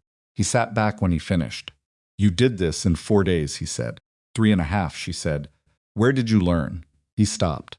Thomas. My father first, she said. Thomas let me manage the farm accounts because I was better at it than he was, and he was honest enough to admit it. She paused. He was honest about most things. It was one of his better qualities. Silas looked at her, not at the ledger, at her. You don't talk about him often. No, she said. Do you want to? The question was quiet and direct and not pressuring, and it landed somewhere she hadn't expected it to land. She'd spent 6 weeks being careful about Thomas, careful about what she let herself feel, careful about the way grief and practicality had to coexist in her, because she couldn't afford to let one overwhelm the other. And now a man who understood the particular arithmetic of loss was asking her a simple question, and looking at her like the answer was something he genuinely wanted to hear. He was a good man, she said. Not remarkable, not he wasn't going to change anything beyond his own 40 acres. But he worked hard, and he meant what he said, and he never once made me feel small for being capable. She looked at the ledger on the desk between them. He used to tell me that the farm was mine too, that we'd built it together. When the creditors came after he died, they didn't see it that way. She stopped. That's what I think about when I think about the ledger. Not the numbers. The fact that it existed, and then it was gone because it was in his name and I didn't have any claim. Silas was very still. That's why you wanted wages paid Friday, he said. She looked at him. Not held at the end, he said. Paid Friday, in your name. Money you own clearly and completely, that no one can question or take away. She hadn't said any of this. She hadn't needed to. He had just worked through it from what she had said and arrived somewhere true. And she sat there for a moment with the slightly vertiginous feeling of being seen clearly by someone who hadn't been asked to look. Yes, she said. He nodded once. He looked at the ledger again. The Friday meeting. I want you there. I work in the kitchen on Fridays. Dell can manage the kitchen for 1 meal, he said. I want you in the meeting. He didn't phrase it as a request. He didn't phrase it as an order, either. He phrased it as a thing he had decided that he was telling her about, which was somehow different from both. She thought about Gerald Holt and Sloane's narrative, and a penniless widow being presented as evidence of poor judgment. If I'm in that meeting, she said, Sloane will use it. Sloane is going to use everything he can regardless, Silas said. I'd rather have someone in that room who built this ledger than present it without her. He met her eyes. You said yourself the numbers make the argument. Let the numbers make the argument. You're just there to answer questions. She was quiet for a moment. All right, she said. She stood up. Mara, he says, and she stopped at the door. He was looking at the ledger, not at her. 9 days. Yes, she said. I know, he said, quiet. Just those 2 words. She went back to the cottage. She lay on the cot and looked at the ceiling and thought about the way he'd said, I know, and what exactly he'd meant by it. Most of its windows were dark, and then she made herself stop thinking about it because she had 9 days, and she could not afford to spend them in the territory of what Silas Harrow might have meant. The meeting with Gerald Holt on Friday was not what she expected, which was to say it was worse in some ways and better in others. Holt was a careful man, small, in the way that some careful men are small, not unimpressive but contained, running everything through a filter of what it meant for his institution before he let it reach his face. He greeted Silas with the warmth of a long professional relationship. He greeted Mara with something more measured, a politeness that had been adjusted to account for her presence without having been prepared for it. Sloane was not in the room, but he was in the room in the way that powerful men are in rooms they've already worked before you arrived. Holt had questions about the expansion debt. Silas answered them. Holt had concerns about the timeline for Sonson servicing Sloane held. Silas outlined the North Pasture sale to the Garfield brothers, which had moved faster than expected. The brothers had responded within 48 hours, and the terms were being drafted. Holt's expression shifted when he heard the Garfield name, shifted again when he heard the sale price, which was fair market value, and therefore solid ground on every side. Then Holt looked at the ledger summary. He looked at it for a long time. He asked 2 questions, both precise. Both the kind of question that tests whether you understand what you've put together or whether you've assembled it from someone else's work. Mara answered them. Holt looked at her with his careful face and then looked at Silas. Mrs. Bellamy compiled this, he said.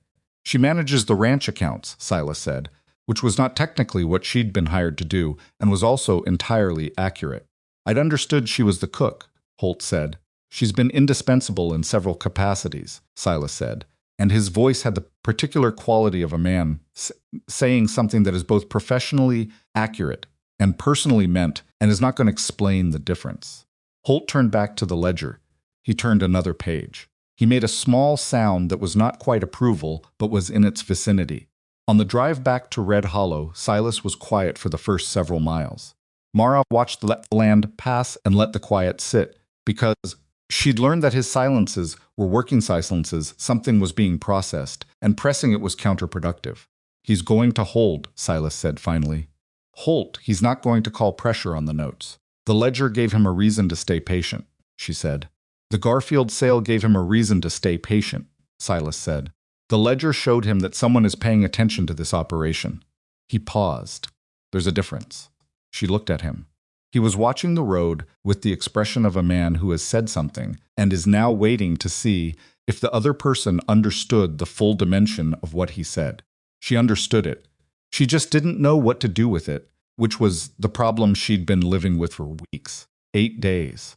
The trouble arrived not from Sloan and not from the bank, and not from any direction Mara had been watching. It arrived on a Saturday morning from Cutter's Creek, in the form of a letter delivered by a rider who was not the regular post, and who had the look of someone paid to move fast. The letter was addressed to her. She read it in the kitchen, standing up, because she didn't think to sit down before she opened it, and by the time she'd finished reading, she didn't think about sitting down because she wasn't sure her legs would bend properly. It was from a man named Aldous Webb, who identified himself as a property manager in Cutter's Creek, writing on behalf of a client who wished to remain unnamed.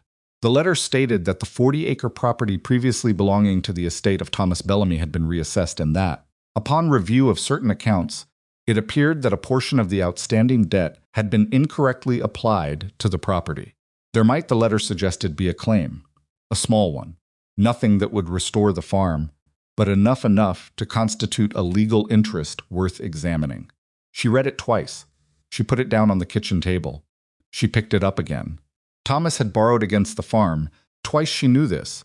She'd known it when he did it. She'd gone over those accounts with him both times. The debt had been legitimate, the amounts correct. And when the creditors came, she'd had the paperwork reviewed by a man in Billings who'd confirmed that everything was in order, and she had no recourse. This letter was saying something in order that hadn't been in order before. Or it was saying something that wasn't true. Or it was saying something that was technically true, but connected to something that wasn't.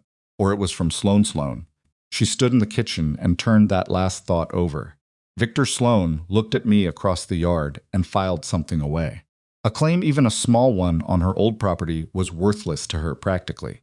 She couldn't work 40 acres alone with 3 children. But a claim meant a reason to go back, a reason to leave Red Hollow with something that looked like purpose, rather than retreat.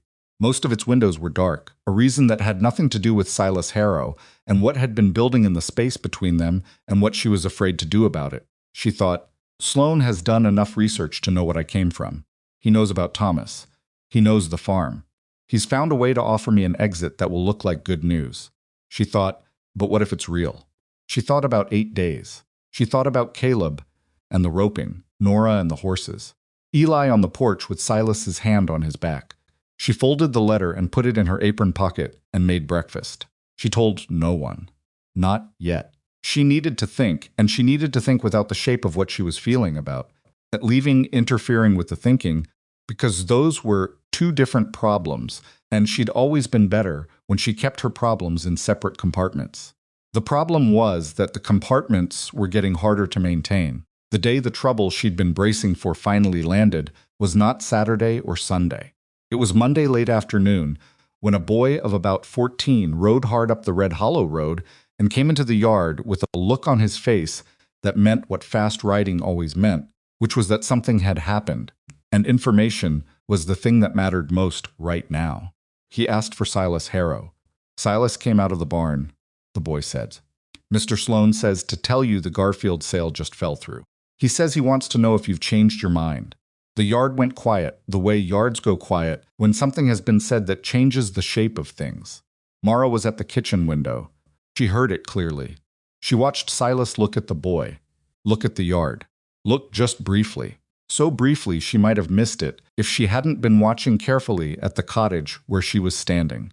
Tell Mr. Sloane I haven't changed my mind, Silas said, and his voice was entirely level, entirely controlled, the way his voice got when he was most serious about something.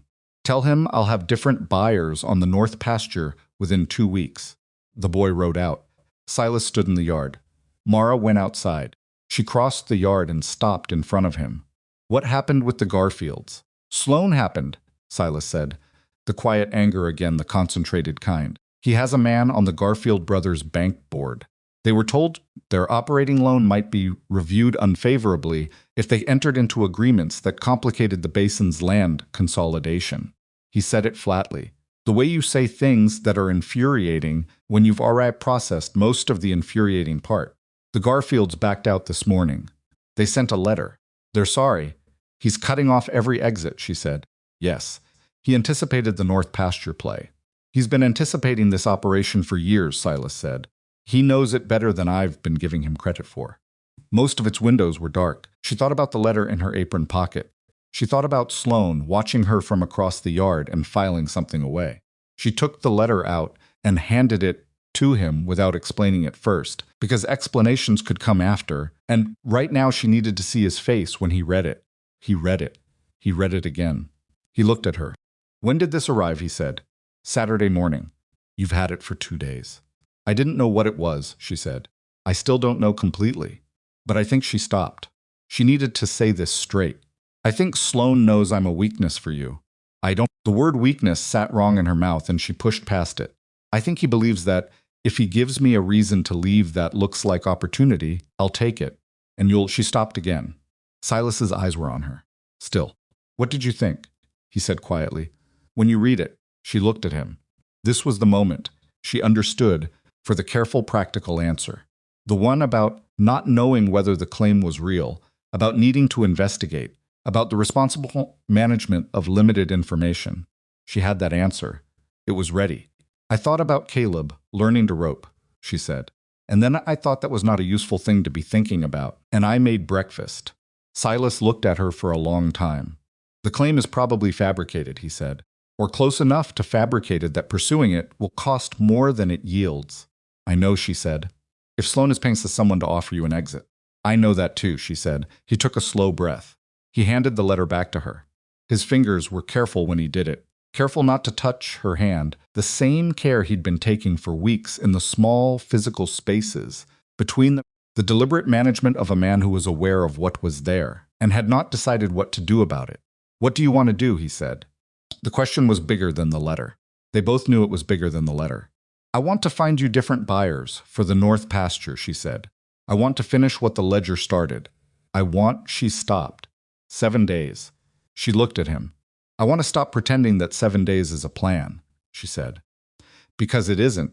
It's just a deadline I agreed to because I didn't have anything else to agree to, and now I still don't have anything confirmed to go to. And my children. She stopped. Her voice was doing something she didn't want it to do, and she pressed it flat again. Caleb is happy for the first time since his father died. Nora has named all 6 horses and started on the cattle. Eli follows you around the yard. She stopped. I don't have a right to ask for anything here. I know that. You offered 6 weeks, and 6 weeks is almost up, and I have not earned any claim on what comes after. But Imara, he said. She stopped. He took a step forward. Just one step, careful and deliberate, the way he did most things. He looked at her in the way he'd been not quite looking at her for 6 weeks, full and direct and without the careful management, all of it present. You've had 7 days in your head for weeks, he said. I've watched you count them. He paused. I've been counting them too, not to be ready for when you leave. He stopped. To dread it. That's different.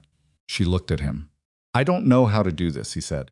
Came out honest, stripped of the careful management, the confession of a man saying he hadn't planned to say, but he had needed to say for long enough, that it found its way out on its own. I haven't. I've been alone for 3 years, and I got comfortable being alone in the way that's it's not actually comfortable, but it's predictable, and predictable is easier than the alternative. He looked at her hands, at the letter. You walked 11 miles with 3 children and a cow, and you came to my gate when you had nothing, and in 6 weeks you have... He stopped, started again. You've given this place back something it lost. She was very still. The nursery, he said. I walked past it last week and I didn't... He stopped. I walked past it and I didn't need to look away. He looked at her directly. That hasn't happened in 3 years. I don't know what that means entirely, but I know it means something. She thought about the 7 days. She thought about the letters she'd sent to Billings and Miner's flat, unanswered. She thought about practicality and what she could and couldn't afford, and why she'd been so careful, and what exactly the carefulness had been protecting her from. She thought about Thomas, about loving someone and losing them, and what you owed yourself afterward. Whether you owed yourself anything at all, or whether surviving was enough, or whether surviving and being fully alive were actually 2 different things, and she'd been getting them confused. She reached into her apron pocket and pulled out the letter from Aldous Webb and held it over the small fire going in the yard refuse barrel and let it catch and burn. Silas watched her do it. She watched it burn. When it was gone, she turned back to him. I need buyers for your north pasture, she said. I know a name in Billings, a rancher named Sutherland, who has been trying to expand east for 2 years and doesn't have any connection to Sloan. I'll write to him tonight. Silas was looking at her with an expression that was somewhere between the almost smile and something more serious. Tonight, he said. Tonight, she said. And tomorrow, he said carefully. She looked at him. And tomorrow, he nodded. He turned and walked back toward the barn. He stopped after about 6 steps. My wife's garden, he said without turning around. She planned it for whoever came after. She used to say good ground outlasts the person who tends it. He was quiet. I think she'd have liked what you've done with it. He walked into the barn. Mara stood in the yard. She did not cry. She had not cried in 4 months. But she stood very still in the late afternoon and breathed through something large and complicated and real. And she thought about 7 days and what they did and did not have to mean. She thought about Caleb. She thought about what it would cost him to leave again. She thought about what it would cost her. She went inside and wrote the letter to Sutherland in Billings. She wrote it. Windows were dark. She wrote it at the kitchen table while the children slept, and precisely she wrote everything that mattered. She did not yet know that in 6 days she would be packing her belongings anyway. She did not yet know that it would be her own choice to do it. Made from the same fear she'd been accusing Silas of carrying, wearing the same disguise, the disguise of practicality, of responsibility, of doing what made sense. She did not yet know that Caleb, standing in a dusty road 2 miles from Red Hollow, was going to break 6 days later in a way that would break her open too, and that the breaking would be the most important thing either of them did. She sealed the letter. She set it out for Dell to take in the morning. She went to sleep. The letter to Sutherland in Billings went out with Dell on Monday morning, and by Wednesday a reply came back that was faster than anything Mara had expected, which told her that Sutherland had been waiting for exactly this kind of opportunity and had needed almost no convincing. The reply was 2 pages. The offer was fair. The timeline was immediate. She brought it to Silas at the desk, where he'd been working through the revised debt numbers for the 3rd morning in a row. And she set it down in front of him without saying anything, because the letter said what needed saying. He read it once, looked up at her, read it again. He asked one question about the payment structure. She answered it. He picked up his pen. He signed the letter of intent before she'd sat down. That was Tuesday of the final week. 5 days left. Mara counted them the way she'd been counting them for 6 weeks, not obsessively, but always aware, always knowing. 5 days, then 4, then 3. And in those last days, something strange happened, which was that she stopped managing herself so carefully and started simply living in the hours as they came. Not because she'd made any decision or arrived at any conclusion, but because the careful management had gotten exhausting in a way that had finally outpaced her ability to sustain it. She cooked. She worked the garden. She sat on the porch in the evenings, and sometimes Silas was there, and sometimes he wasn't. And when he was there, they talked or they didn't talk. and both were comfortable in the way that things become comfortable when you've stopped pretending they're not. Nora came and went from the main house porch with the freedom of a child who had decided that space was available to her, which it apparently was, because nobody stopped her and she had a confidence that bordered on diplomatic immunity. Caleb spent his afternoons at the corral, and there was a Thursday evening when Mara looked out from the kitchen window and saw Silas and Caleb working a rope together in the fading light. And Caleb was laughing, actually, laughing, the full-body kind that 9-year-olds do when they're not thinking about laughing. And Silas was saying something she couldn't hear, and the light was going orange over the pasture, and she stood at the window and let herself look at it without flinching away from what it meant. It meant something. She knew it meant something. She'd known it for weeks. Knowing and doing were different countries. The last day arrived on a Friday, the same day of the week she'd been paid every week. And Dell put $8 on the kitchen table, the same as always, and Mara folded it into her pocket alongside the other weeks and thought about what $48 meant now versus what it had meant when she'd negotiated for it. It had meant survival then. Margin. A bridge to something else. Now it sat in her pocket and felt less like a bridge and more like something she'd been handed as a reminder of a deal she'd made when she was standing at the bottom of something. Before the bottom had turned into a floor she'd been standing on long enough to stop noticing. She packed that evening. She told herself she was being practical. She told herself it was responsible. She told herself that what had happened between her and Silas in the last weeks was real, but not the same as decided, and that a woman with 3 children didn't have the luxury of waiting around for something to become decided when she had no confirmed claim on the place she was standing. She told herself all of this while she folded the children's things and organized the cottage the way she'd found it, minus in the pump and plus the repaired gate and the fixed fence rails and whatever invisible thing had happened to the air of the place in 6 weeks of people living in it. She told herself all of this, and she believed most of it. Caleb came in from the barn at dusk and saw the packed bags. Most of its windows open. He stood in the doorway and looked at them for a long time without saying anything, and the silence had a quality to it that Mara recognized, not the 9-year-old silence of someone who didn't know what to say, but the particular silence of someone deciding what they were going to do about something. "We're leaving tomorrow," Mara said, not looking up from what she was folding. "I know," Caleb said. He went to bed without dinner, which he'd never done, not once. Not even on the worst nights of the last 4 months. She brought a plate to him and set it beside his cot, and he was already turned to the wall. She put her hand on his shoulder briefly. He didn't move. She went back to the main room.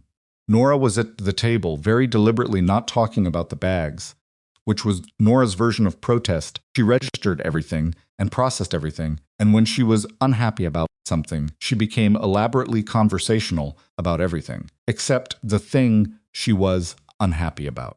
She talked about Barnabas the gray horse for 20 minutes, and Mara let her, because what else was there to do? And eventually Nora ran out of horse information and sat in the particular silence of a child who has accepted something she doesn't want to accept, and is now living in the acceptance, which is its own kind of grief. Eli didn't understand. Eli knew the bags meant moving, and moving had meant Mama carrying him before, and so he went to sleep early with his arms around the stuffed rabbit he'd had since, before Thomas died, uncomplicated by the context the rest of them were carrying. Mara sat alone after they were all asleep. She sat and she looked at the cottage she'd repaired, and the packed-up bags, and she thought, clearly, and without the careful management, you are frightened. She had been calling it practical for days. She had been calling it responsible. She had been calling it everything except the true name of it, which was that she was frightened in exactly the way she'd told Silas he was frightened, choosing the shape of loss she already knew over the risk of a loss she couldn't predict. She had walked into the south pasture and told a man the honest truth about his own fear, and she had not applied a single word of it to herself. She sat with that for a while. She didn't sleep well. The morning came gray and cool, the kind of Montana morning that is neither hostile nor welcoming, just present. The way mornings are when they don't know yet what they're going to be. Mara was up early, same as always, and milked juniper, same as always, and made coffee, same as always. And the same-as-always quality of it sat in her chest like something she was going to miss before she'd even left. She got the children up. She fed them. Nora was quiet in a way she rarely was. Eli ate his breakfast with the focused attention of someone who doesn't know enough about what's happening to be sad about it yet. Caleb ate nothing and looked at no one, and Mara looked at him and thought, I am doing this wrong, and then thought, I don't know how to do it right. She shouldered the first bag. Caleb, she said, can you take Eli's things? Caleb picked up Eli's bag. He didn't look at her. They went out into the morning. Juniper came off the fence post a lead and walked behind them, and they went through the Red Hollow gate the same way they'd come through it 42 days ago. On foot, the children ahead, the cow behind, Mara carrying the weight of it all in the only way she knew, which was to keep moving and not let her face show what it cost. She did not look back at the main house. She had almost let herself look, and then she hadn't, and she kept walking. They were 2 miles down the road when Caleb stopped. Not slowed down. Stopped. Completely and suddenly, the way things stop when something inside them has reached a limit that was always going to be a limit. It just hadn't been reached yet. He stood in the middle of the dusty road with Eli's bag in his hands, and he made a sound that Mara had not heard from him in 4 months, not since the first week after Thomas died, when she'd found him in the barn, at their old farm in the dark, not crying exactly, making the sound that comes before crying when you've been holding it long enough that the body takes over. He made that sound now. Mara stopped. Nora stopped. Eli looked at his brother with wide eyes and then looked at his mother. Caleb, Mara said, he doesn't want us to go. Caleb's voice was ragged and young and completely honest in the way that children are honest when they've run out of the older, more managed version of themselves. Mr. Harrow, he doesn't want us to go, Mama. He stopped. His jaw was working. He's scared. The same way I was scared after Papa.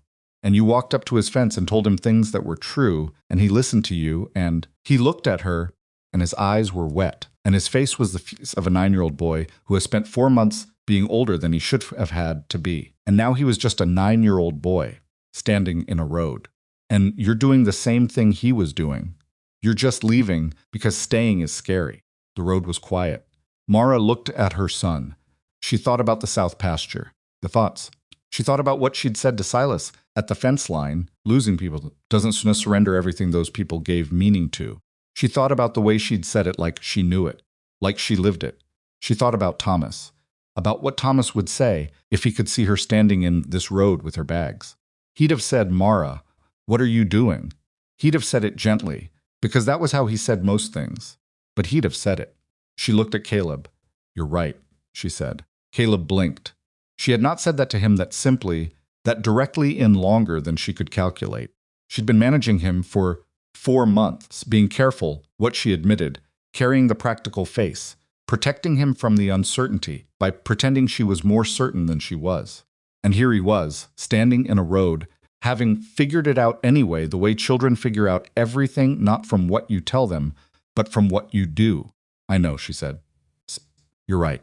She set down the bag she was carrying. She looked at the road back to Red Hollow. She looked at Nora, who was watching her with the expression of someone who had been waiting for this exact moment with patient certainty, the way Nora waited for most things she'd already decided were going to happen. Can you take Eli's hand? Mara said. Nora took Eli's hand. Mara turned Juniper around. She picked up her bag. She started walking back, and Caleb, her serious, careful, 4 months too old son, dropped Eli's bag in the road and ran. Not walked. Ran. The way 9-year-olds run when they've been given permission to stop being older than they are. The full sprint of a boy who has been waiting for something and is now moving toward it as fast as his legs will carry him. Nora ran too, pulling Eli by the hand, and Eli ran because his sister was running, and running was good. Mara walked. She walked deliberately because she had decided this with her full self and not her frightened self, and she wanted every step back to be a step she'd chosen, not a step she'd been pulled into. She felt the weight of the bag on her shoulder, and the road under her feet, and the cool morning air, and all of it was real and present and hers. She came over the rise and saw Red Hollow below her. Silas was on the porch. He had not moved far. He was standing at the porch railing, with his hands on the rail, and he was looking down the road. And she was far enough away still that she couldn't read his expression. But she could read his posture, and his posture was the posture of a man who had watched someone leave and was still standing where he'd been standing when they left, which meant something. Caleb had reached the gate. He went through it at full speed. Nora and Eli were behind him. Mara kept walking. She watched Silas come off the porch, reached into the yard. He came down the steps, Caleb first, then Nora with Eli in tow, and she watched Silas crouch down to their level, which was something she hadn't seen him do before, and she watched his hands go to Caleb's shoulders briefly, and she couldn't hear what was said. But she watched Caleb nod, hard and definite the way he nodded, when something had been confirmed that he'd already known. She came through the gate. Silas stood up. He looked at her across the yard. She walked until she was standing in front of him, and she stopped. His face was open in a way she'd only seen glimpses of before the thing passed the careful blankness, the thing she'd been catching in pieces for 6 weeks. All of it present now. Nothing managed, nothing turned inward. She said, "We've both spent a long time choosing the version of things that hurts less up front." He said nothing. "I have walked 11 miles with 3 children and a cow," she said, "and I have managed creditors and negotiated wages and rebuilt a kitchen garden and put together a ledger that held up in a bank meeting, and I am not." She stopped, found the words. "I am not going to stand here and tell you I'm not frightened. I am frightened. Loving someone and losing them is the worst thing. I know that. You know that." She looked at him. "But I have been standing in this yard for 6 weeks, watching you hold yourself at a distance from your own life, and I went and did the exact same thing this morning. And Caleb is 9 years old, and he saw it clearly, so I think it's time we both saw it clearly too." Silas's jaw worked. "I don't know how to do this," he said again, the same thing he'd said at the fence line days ago. "Neither do I," she said. "I haven't done any of this, I've only done it once. And that was Thomas, and Thomas is gone." Her voice held. "But I knows what it looks like when something is worth doing, even when you don't know how. I've been watching it on your face for 6 weeks." He looked at her for a long time. Then he reached out and took both her hands. He held them the way you hold something you've been afraid of losing, not tight, not desperate, just present, certain, real. "I'm not asking you to forget Lenora," she said quietly. "I'm not asking to replace anything. I know that's not how any of this works. I know you know that," he said. His voice was low and rough at the edges, in the way voices get when feeling has gotten into them past the point of management. "Then what are we doing?" she said. He looked at their hands. "Staying," he said. "If you'll stay." She looked at him. "There is still honest work here," she said, and her voice had something in it that was almost a question and almost not. "There is," he said, "and there's everything after the honest work, if you want to find out what that is." She did not look away. "Yes," she said. It was not a romantic word the way it was said. Most of its windows were dark. It was the word of a practical woman who meant everything she said and nothing she didn't. And Silas Harrow, who had been listening to her for 6 weeks, understood exactly the full weight of it. Caleb, standing near the barn door where he'd been watching with Nora and Eli, and the transparent nonchalance of children pretending they weren't watching, turned back to the barn and said something to Nora in a low voice. Nora nodded with the satisfaction of someone whose prediction has been confirmed. Eli, who had no idea what had happened, but understood the general direction of it, said, "Are we staying?" And Caleb said, "Yeah," and Eli said, "Good," and went back to his dirt pile. What came after that was not simple, because nothing real is simple, and Mara and Silas were 2 people who had each survived the worst things and come through with enough scar tissue to understand that good things require maintenance. The same as fence rails and kitchen gardens. There were hard weeks. There were weeks when the debt restructuring felt precarious, and the cattle prices came in lower than projected. And Silas went quiet in the way he went quiet, when he was carrying more than he'd say. There were weeks when Mara's own grief surfaced in the way grief does not linearly, not at predictable moments, but sideways, in the middle of ordinary things, catching her off guard. She cried for the first time in 4 months, on a Tuesday in October, in the kitchen, for no identifiable reason except that she was peeling potatoes, and the light came through the window at a particular angle, and she thought about Thomas peeling potatoes at their old kitchen table, because he'd always said she did it wrong, taking off too much with the skin, and she stood at the counter and cried until it was finished, and then she washed her face and finished the potatoes. Silas found her after, and didn't ask what had happened, because he recognized the particular composure of someone who has just finished crying. He sat down at the table and didn't say anything, and she sat across from him, and they had coffee, and it was enough. Those weeks happened. But the other weeks happened too. Most of its windows were dark. Sutherland from Billings came through in September with a price for the North Pasture sale, and the sale cleared enough debt to pull the remaining notes out of Sloane's reach. And on the day the paperwork was signed, Silas came into the kitchen where Mara was working and said, simply, "It's done." And she looked to him and saw at the thing she'd first seen a trace of at the fence line, now fully present, full and real. Most of its windows were dark. He looked like a man who had put something down that he'd been carrying for 3 years and was finding out what it felt like to straighten up. Victor Sloane came back once more in late October. He came alone this time, no attorney, no documents. He came the way men come when they've run out of structural moves and want to see if there's anything left to rattle. He drove up to the gate, and Silas met him there, and Mara watched from the garden. She was always in the garden when things happened. She had noticed this pattern and accepted it as a feature of her character, and she watched Sloane talk and Silas listen.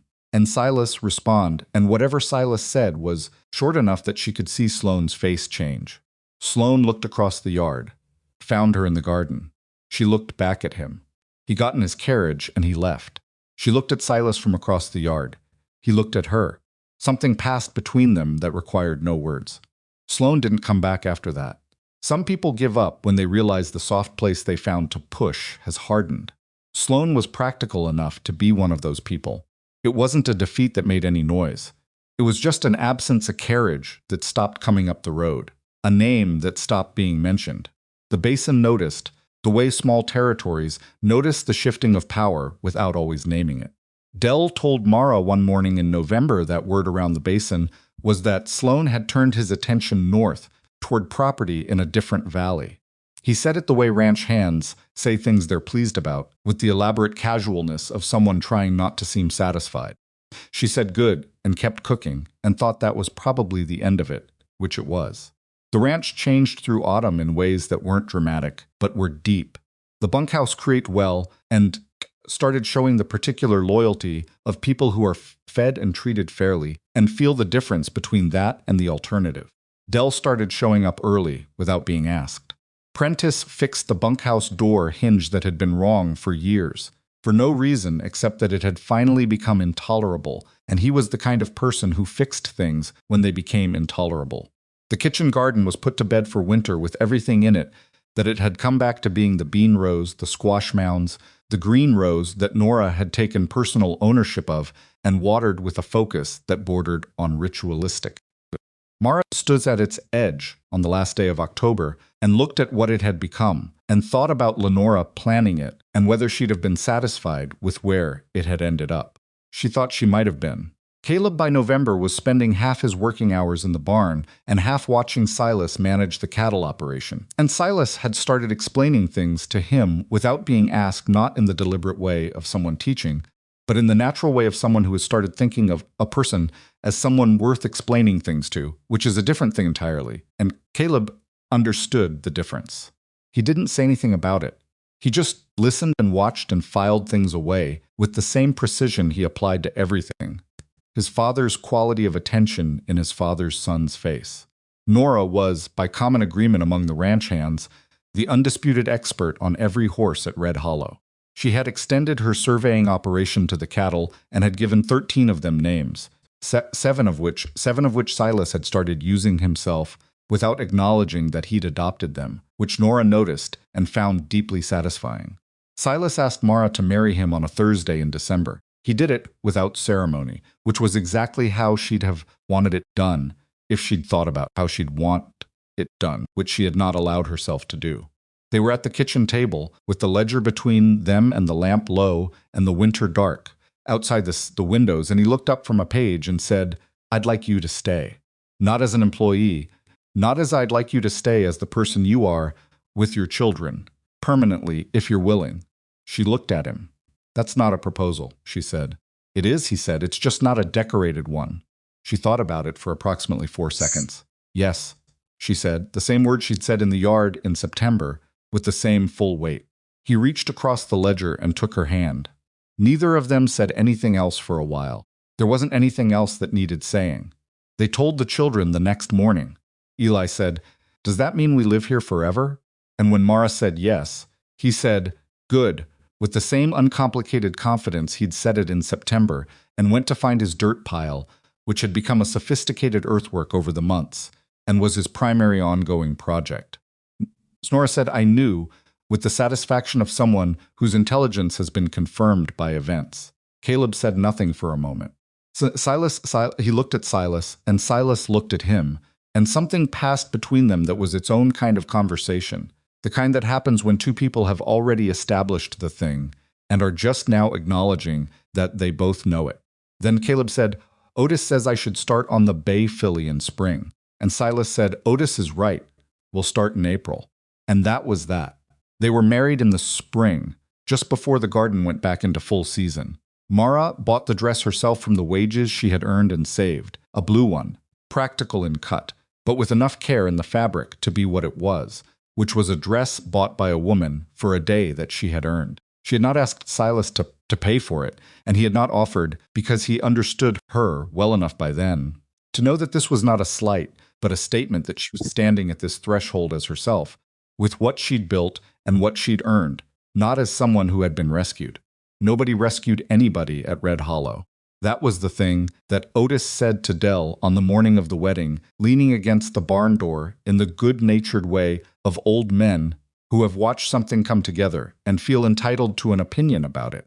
Dell had said, well, she walked 11 miles with nothing, and Otis had said yes, and he'd been alone in a locked-up house for 3 years. And what happened is they both decided to stop being alone at the same time, which is different from rescuing. Dell had thought about this and said that seemed right. It did seem right. The nursery was opened in April, a week after the wedding.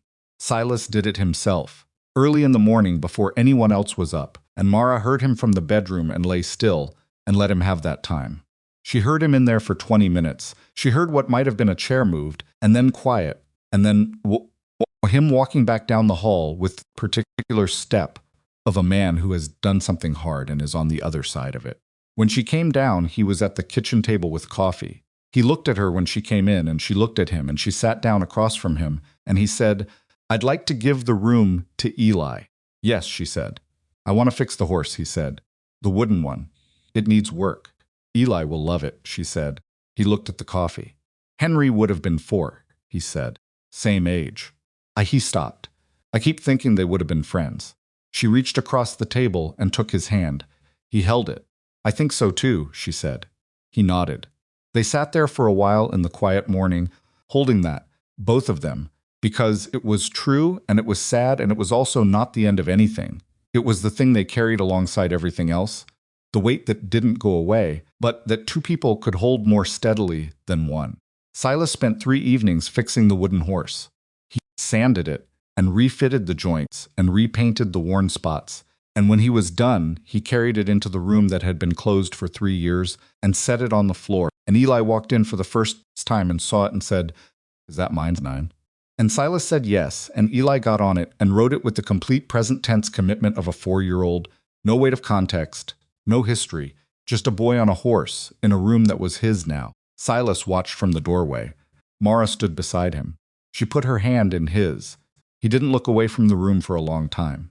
"Thank you," he said finally, and she knew he didn't mean just the room or just Eli or just the moment. Most of its windows were dark. He meant the 11 miles and the gate post and the garden and the ledger and the fence line and all the ordinary days of all the months that had led to this ordinary moment, which was not ordinary at all. "Thank you," she said back, and she meant it the same way.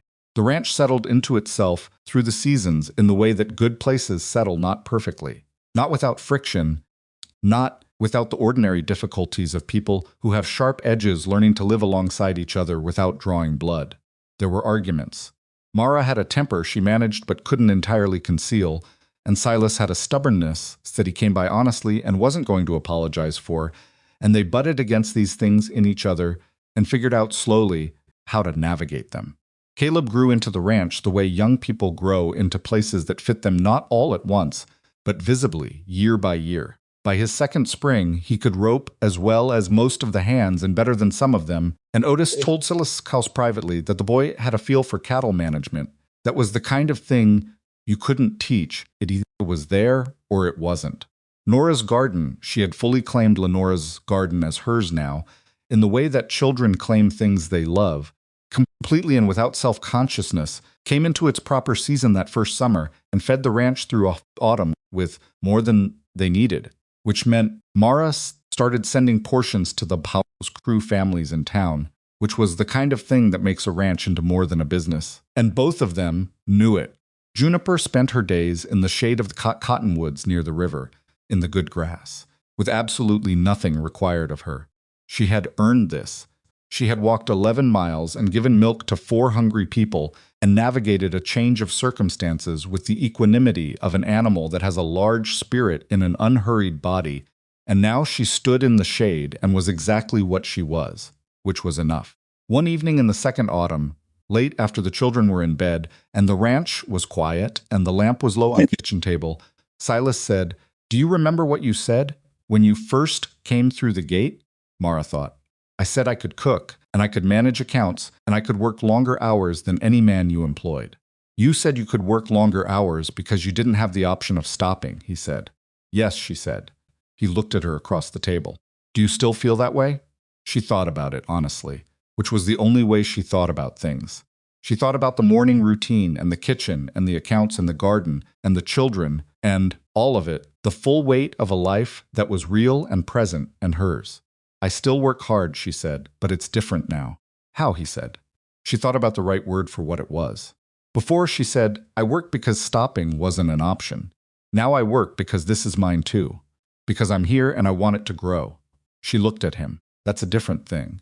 He looked at her for a long time. "Yes," he said, "it is." Outside, the lamps burned in the windows of the main house, the way they did every evening now, all of them. Not just the study, not just the kitchen, but every room that had people in it, lit against the Montana dark, visible from the road, from the gate, from the long rise that Mara had come over on a May morning 11 miles behind her life.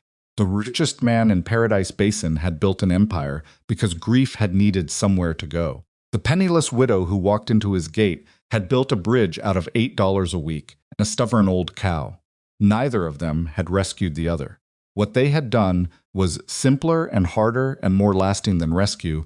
They had looked at each other honestly, at the worst and most frightened versions of themselves, and decided that what they saw was worth staying for. The supper table was full every night, full of voices and arguments and the particular noise of children who feel safe enough to be loud, full of Nora's horse opinions and Caleb's careful observations and Eli's ongoing enthusiasms, full of Otis, who had started eating inside instead of at the bunkhouse because nobody had told him not to and the food was better, full of Dell's stories and Prentice's commentary and the ordinary rotating chaos of a place that was working and alive. Red Hollow was the largest ranch in the basin. It had the best cattle, the most reliable hands, and a kitchen garden that the neighboring properties had started asking about. But those were the facts of the place. The truth of it was the lamps in the windows. The truth of it was a wooden horse in a room that had been closed for 3 years, ridden daily now by a boy who didn't know its history, but loved it completely, which is maybe the best thing you can do, something that was once a source of grief, not erase it, not preserve it in amber, but let it become ordinary and beloved again. The truth of it was Mara Bellamy, who had walked 11 miles with nothing and arrived at a closed door and found, behind the door, not what she'd needed, but what she hadn't known to need. And Silas Harrow, who had built the greatest ranch in the valley out of the wreckage of loss, and had needed a penniless widow with 3 exhausted children and 1 stubborn old cow to show him what he'd built it for. They had not been saved. They had simply, and at considerable cost, stopped letting fear make their decisions for them. That is a small thing when you say it plainly.